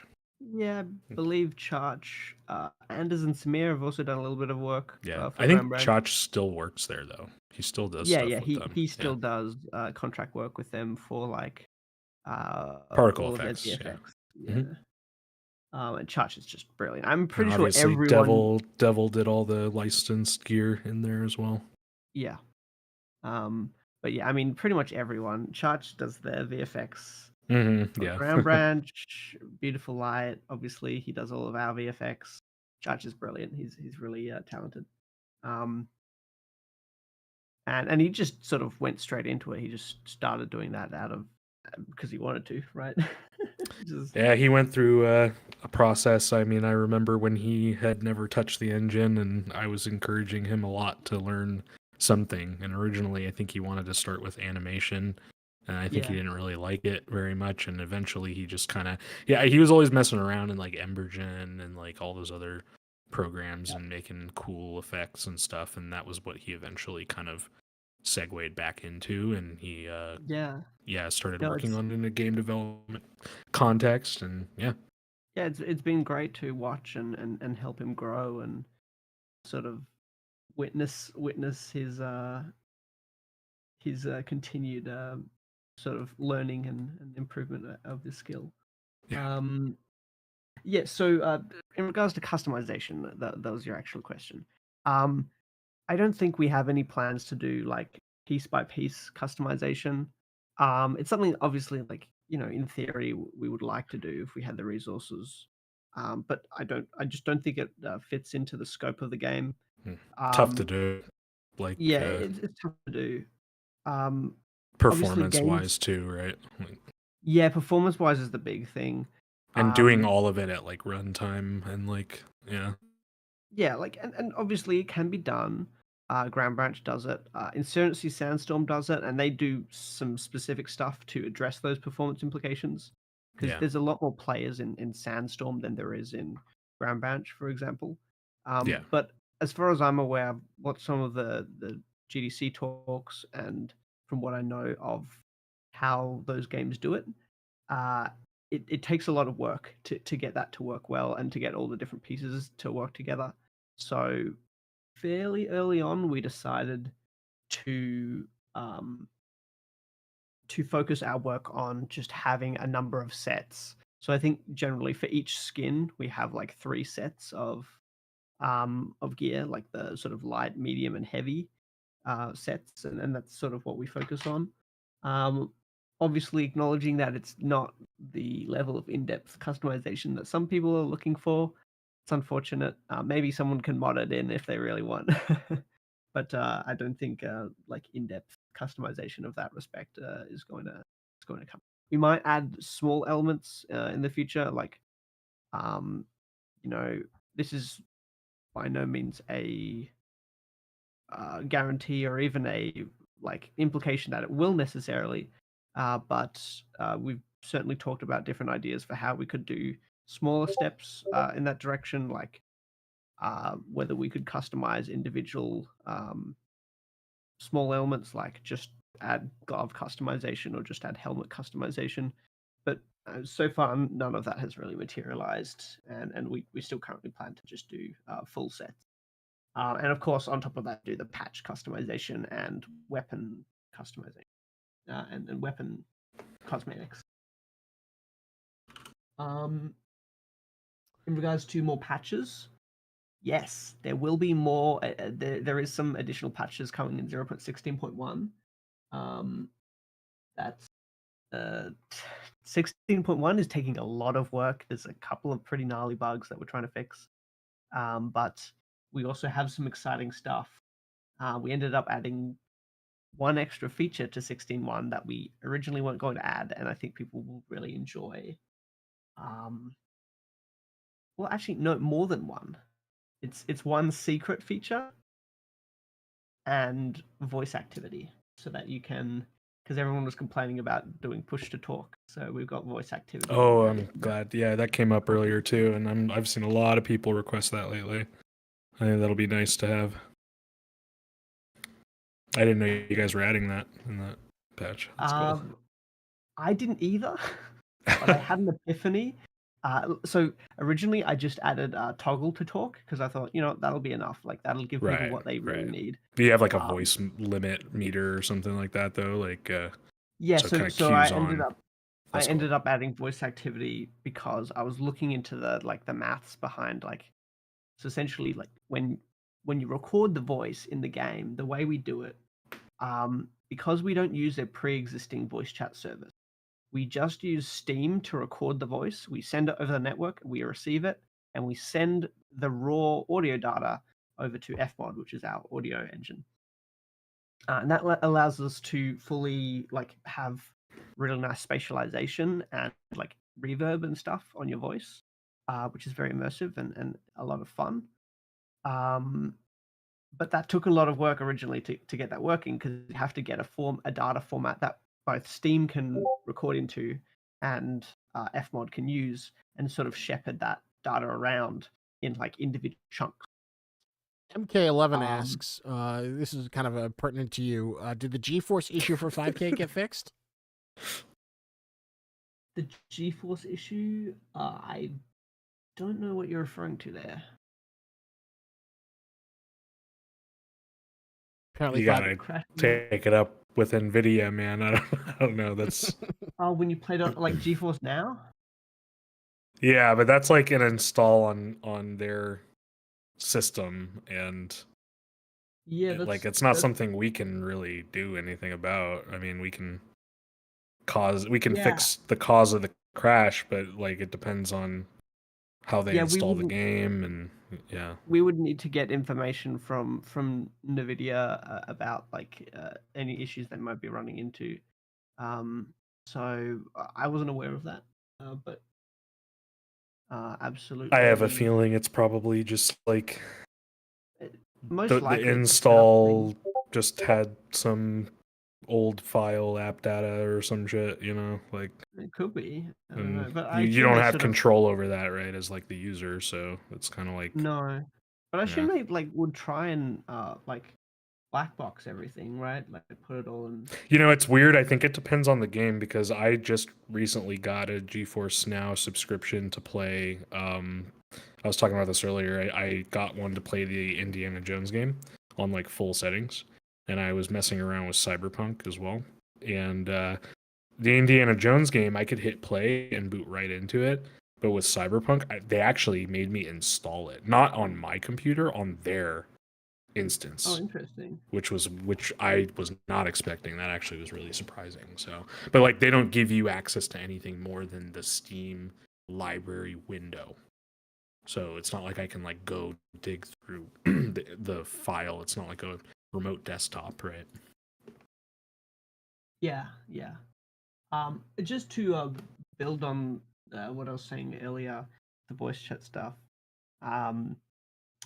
Anyway, the interesting with that to add voice activity is I have to like do some funky code to essentially interpret that data in the actual format it is, because it's like in a raw sort of funky format that you can send over the network. So I have to convert that data over and then check if the waveform at a bunch of points is loud enough, and then I just go, okay, if you've been loud enough across 50 samples in the last 1 second sample, then great, you're speaking. And then I just run that through the server so that you can actually send voice automatically.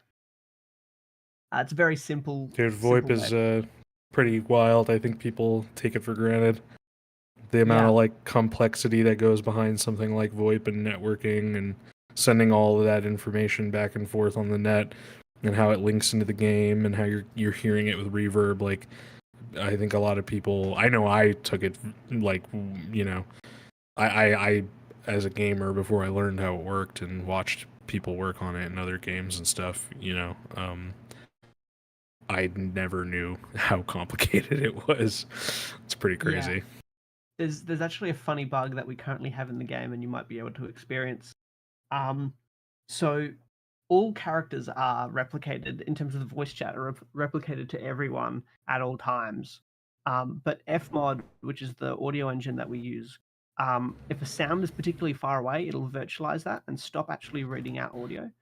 And for us, that also means it stops reading input from the voice chat buffer. And so the end result is that if a player goes far away, it'll take everything they say and add it to the audio buffer, but it won't consume it. So you might be talking over the course of 5 minutes. When the character comes back in range, their character will say everything they said within the last 5 minutes, but all in one. So even if there was gaps between them talking, those gaps are removed, and it is hilarious. They will just start talking randomly. And I've so never seen that before. if you have a whole, let's say you've got 5 people in the team who are all talking together, and you run away and come back, they'll all be talking all at once over each other, just random words that don't even match up, and it is hilarious. It's something that I'm hoping to fix in the future. In Wave Survival, some Yeah, we know.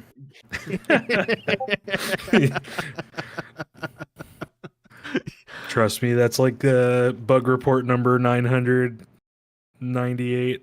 I actually didn't know that they turned invincible. They can't be Oh, shot. sorry, I read that as invisible.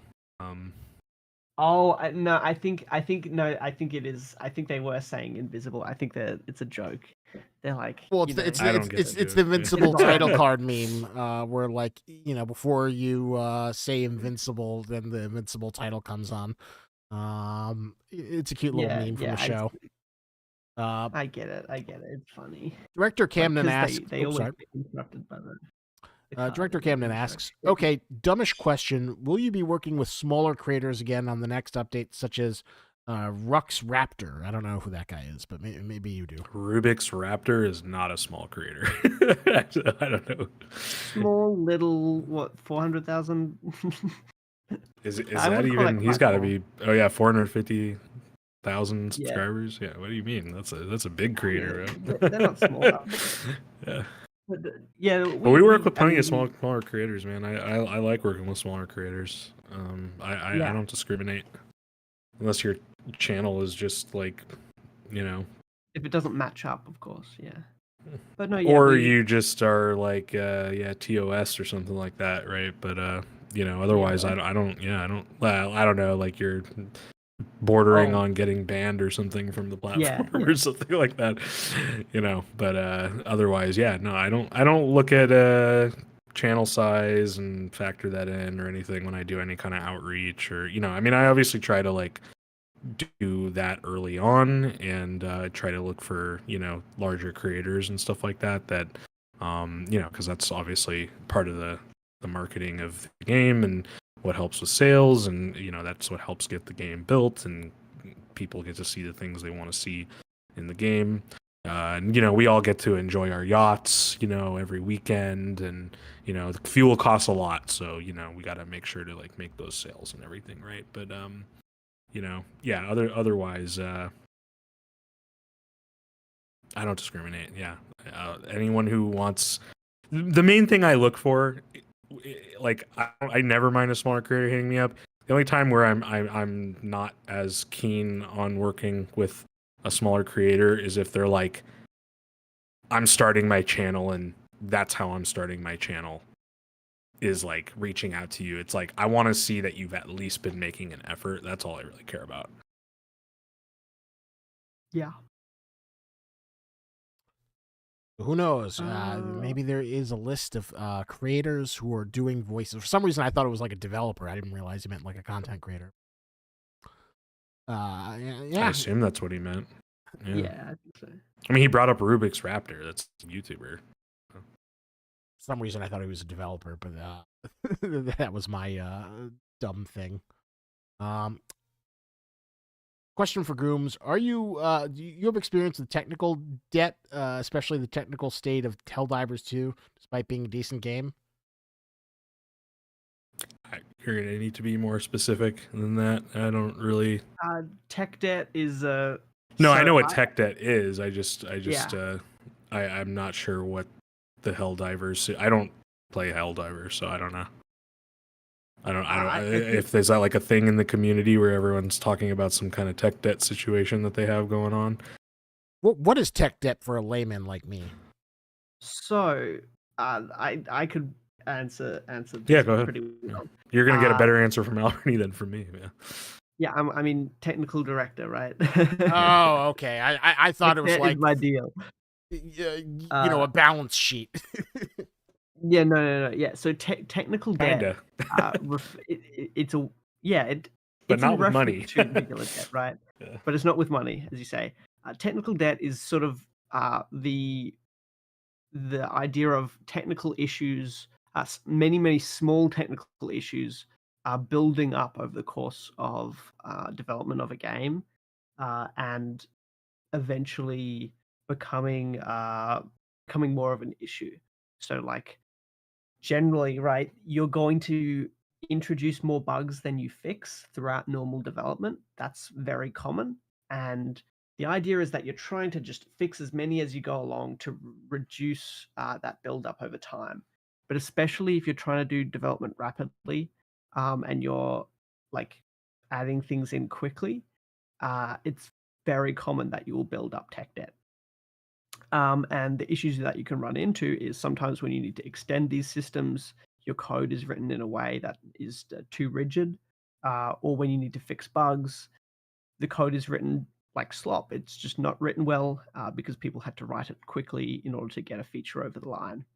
And I imagine for a game like Helldivers 2, which you referenced, Helldivers 2 is an incredibly complicated game. It's very, very impressive. They have a lot of creatures on screen. Sorry, they have a lot of networking. Like there's many. Like probably there's probably hundreds of shots going through the air at any given point, and it's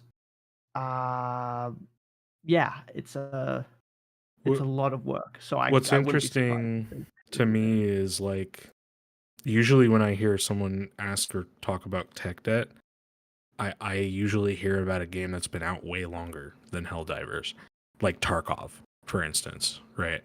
Where it's like, oh, they're like still working on these old mechanics and frameworks and systems from like 8 years ago that are like severely hampering their ability to do things now. So, I mean, Helldivers has been out for a couple years now, or year. Yeah, it came out. Yeah, Didn't it come out last year? Yeah, so I'm not sure you will see a lot of that tech debt just yet, right?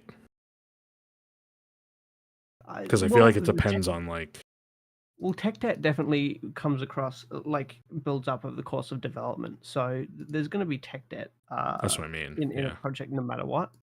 Yeah. Well, of course, yeah.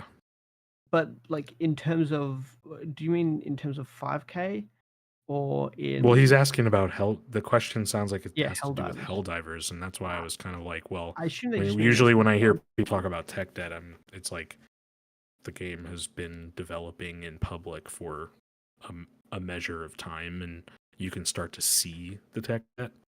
But like, do you see that tech debt in Helldivers now? Like, well, I think would kind of surprise me. He clarified a little bit. There's plenty of bugs in it. Where he said, yes, small glitches and errors that can gobble up into larger problems, probably because of spaghetti code leading to regressions in games like Helldivers 2, even Apex Legends. I didn't know that there was. I thought Helldivers 2 ran very well. I mean, yeah, it runs very well, but there's a lot of bugs. But well, there's literally a lot of bugs, as in the game about mostly shooting bugs. But you know, I'd say not more bugs than I would expect for this kind of like sort of large scale multiplayer game. But certainly, you know, it's a game with a lot of complex pieces going together. Certainly, it's more complicated than 5K is, for sure. Ooh, a really interesting question for both of you. I think you would have a good answer. And also, oh my God, you've got Goomes here and you've got Al Barney, and no one's like putting up their hand to speak. You guys, oh my God, you've got a great opportunity. We don't do this all the time. Raise your hand if you want to talk on the stage. But anyway, We'll do text and then wrap it up. all right. We've been here for True. almost 2.5 hours. Well, Do a few more text ones and All then. So question. All right. So maybe hold that back. Sorry, Brandon. Question for Gooms. Will you guys make the health system more advanced to incorporate things like peg injuries and make you slower or blurred vision for head injuries? Peg injuries? That's actually probably a better question for Alberni, to be honest, because I think that's going to come down to the overall design of how they want the health system to ultimately be. Yeah, I don't know, Alberni, if you want to take that one. I don't think we're going to make the health system much more complex. I don't think like our game is a tactical shooter, and you could say at a stretch that's a hardcore tactical shooter, but I wouldn't really go there. And so I don't think that sort of in-depth health mechanics would fit in a game like 5K. I mean, like certainly they would fit in with the idea of like the horror stuff. But 5K isn't a survival horror game, despite what people might think. It's not intended to be, and it's not like an immersive sim either. So the focus in 5K is on the tactical decision making and on the horror elements and on the investigation, and less so on the survival itself. Wanting to survive is more of a means to an end, because obviously if you die, you fail, as opposed to surviving being the main point of the game. Yeah. I guess people like. I don't think it would make sense to go too complicated either. I think it would be cool to see some things that have like a pacing change, like, you know, something I know we kind of discussed in the past is like medical items that you can, for instance, potentially carry with you and kind of use when you want, and, you know, things like that. But I don't think, like, you know, you would really go further than maybe a bleed mechanic, maybe. But yeah, I would say that would be the extent of that. Yeah, that would, to me, that would be like anything further than that is just, yeah, it's just kind of way out of scope and theme, in my opinion. But it could be cool though. I would definitely not be opposed to that. Possibly like that'd be interesting if you had like a system like either of you ever play Snake Eater? I haven't actually. Snake Eater. You mean like Metal Gear Solid? Solid? Gear Solid 3, yeah. Where you you've got that like system. That system kind of like I wish they would have gone further with that system personally. I feel like it was like a really cool system that I don't feel like I use that much. Well, you had to use it, or else you'd like it was the only way to like keep yourself at full health. You know, getting all those bullets and other stuff. Will you assume I take damage, Isaac? But, okay. Yeah. No, but when you do, it's like, you know, it's all UI, right? And it's all kind of like, you know, it kind of holds your hand through it. You know what I mean? True. But I don't know if it would make sense for 5K, but it is an interesting idea. If there was like, you know, you get shot in the leg and then your like movement is hobbled by half or something along those lines, or you can't. I think it would make more sense to do something like if your health is below X%, then you have some kind of limp or something like that. But I don't know that I would do like, yeah.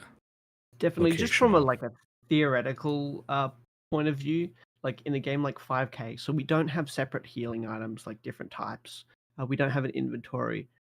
So like having complicated status just wouldn't make sense. So in theory, if we were going to go in the direction of adding more stuff, like Goomes says, having it based on the amount of health or being like a temporary effect. As opposed to locational, like, because then you got to consider, if my leg took damage, how much damage, and what's the threshold for causing it to limp in this sense, and then I gotta like locationally heal that thing, because like what if I have a healing item, and then what if I have a damaged arm and a damaged leg? How do I pick which one I'm healing? And there's like way greater technical implications that come into play, right? Whereas if you just do kind of global health pool, like you are hurt, play hurt animation when moving kind of thing, it's a lot more approachable and straightforward, and you can kind of achieve the same effect without the same amount of depth and nuance that is kind of diminished returns, I think, in terms of value to the player's experience. Yeah. Mark 11 or MK11, whatever that is. Maybe it's however you Mac pronounce 11. that. It could be Mac 11. That's true. I always think MK as in Mark, like Mark. MK11 apparently is what he would like. MK11. MK11. Yeah. Okay, MK11. You're asking about was peeking corners originally part of the game? It's been part of the game since pretty much forever. When we're on the squad code base, obviously squad had leaning. When I started making the Affray core framework for 5K, leaning was one of the first things I implemented. I'm pretty sure. I did shooting. I did like looking around and shooting, and then I did leaning probably. That would suck if we didn't have leaning. I hate playing any PC FPS game that doesn't have leaning. To me, it just feels like so weird to not hit Q or E and have my character lean. Yeah, so leaning's been part of it for a long time, yeah. And you know what, Al Barney, since we got you here, I got to ask you, what is your opinion about the Nintendo Switch 2 reveal, worldwide reveal and debut? Did you watch the Nintendo Direct? No, so I didn't because I was sleeping at the time. I'm in Australia, obviously, so I haven't seen anything about it. I knew that the Switch 2 had been announced, and probably we got some more info. But I'm gonna have to like do some googling later because I'm currently working. I need to go back to work, but yeah, I haven't seen any of that yet, but it sounds cool. Obviously, I'm really hoping that it's got more of a performance budget, because then we can put 5K on the Switch potentially. Theoretically, of course, and no promises, but like if it's got more similar or better specs than the Steam Deck, then well, we obviously support the Steam Deck. We could do that theoretically. But so obviously from a personal interest, it's certainly intriguing. There's no way it'll have better specs than the Steam Deck. I don't know. I'm not a tech guy, but that's what my gut tells me. Yeah, well, we'll see. The Steam Deck is pretty much the floor of what we can support. Alex Polo said, I think leaning is more like inspiration for Ready or Not. Ready or Not actually... Ready or Not was not out when we started development on 5K. It sort of came out into early access. That was how we met. They weren't out. Yeah, we were working with them at the time. Yeah. Yeah. So Goomes was doing some work with the Ready or Not people when we met, and so it came out into early access, I believe. What year was that? 2020. Oh boy. 2? I'd have to look it up. It came into early access after we were in early access. That said, definitely they had a really long turmoil path. Yeah, I was very getting up to that point. Surprised when I was surprised they even came out. I'm not gonna lie. I thought they weren't even gonna release the shit. Yeah. Yeah, it was. They've done a really great job on that game. But yeah, definitely games like Insurgency Sandstorm definitely were the inspiration for that sort of stuff. That's where I really, at least the original Insurgency first.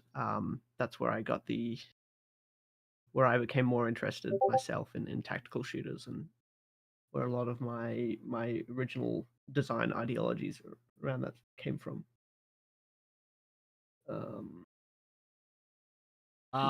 Along those lines, Alex Polo asks, do you have any intention to create a port of the consoles once you have stable version of the game?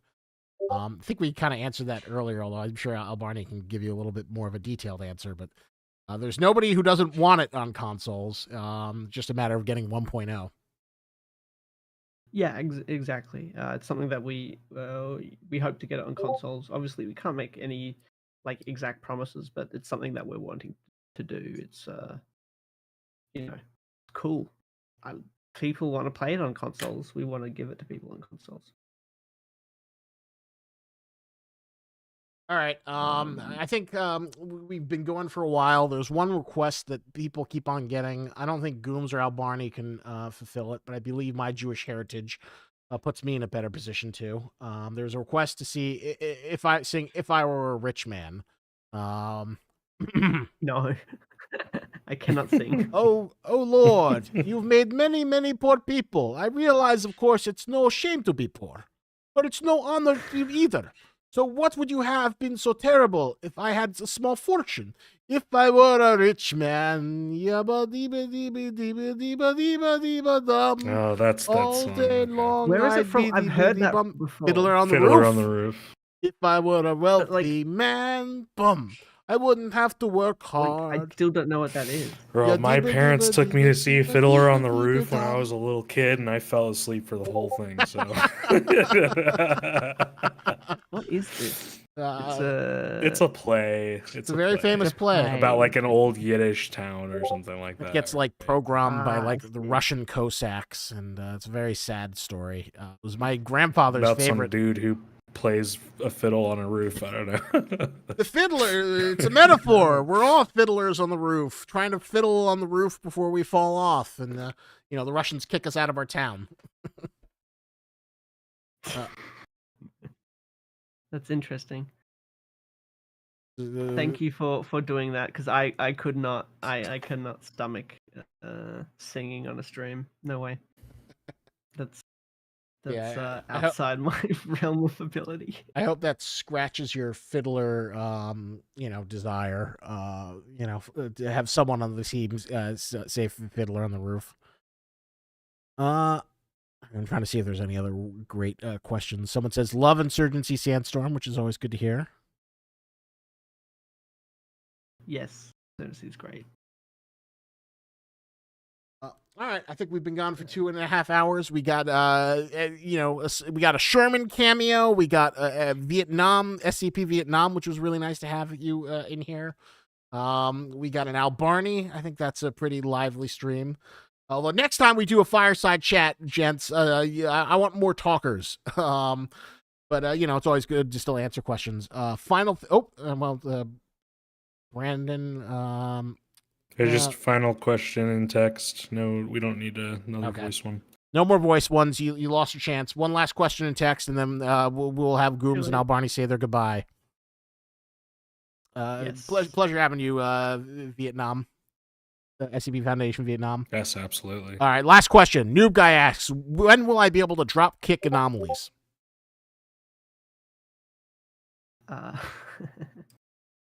Next update. You can do anything if you put your mind to it. You know what? When it's on the Steam Workshop, you can go build the drop kick animation. I can't wait to see. And with that, Yes. Well, there was one. Someone said, "Is 173C coming in 0.17?" It is not, unfortunately. It is coming at some point. We actually have a prototype of it internally, but not for 0.17. Okay. And with that, we bid you adieu. All right. Stay tuned. Patch 16.1 is coming down the pipeline with a fun surprise. My bird wants to go to sleep, so that is why he's being very loud. And stay tuned to our socials for future community events, movie nights, game nights, and all kinds of fun stuff. And thanks you for coming. Thanks for hosting. Of course, it's always a Cool. pleasure. Thank you All right, very much. goodbye.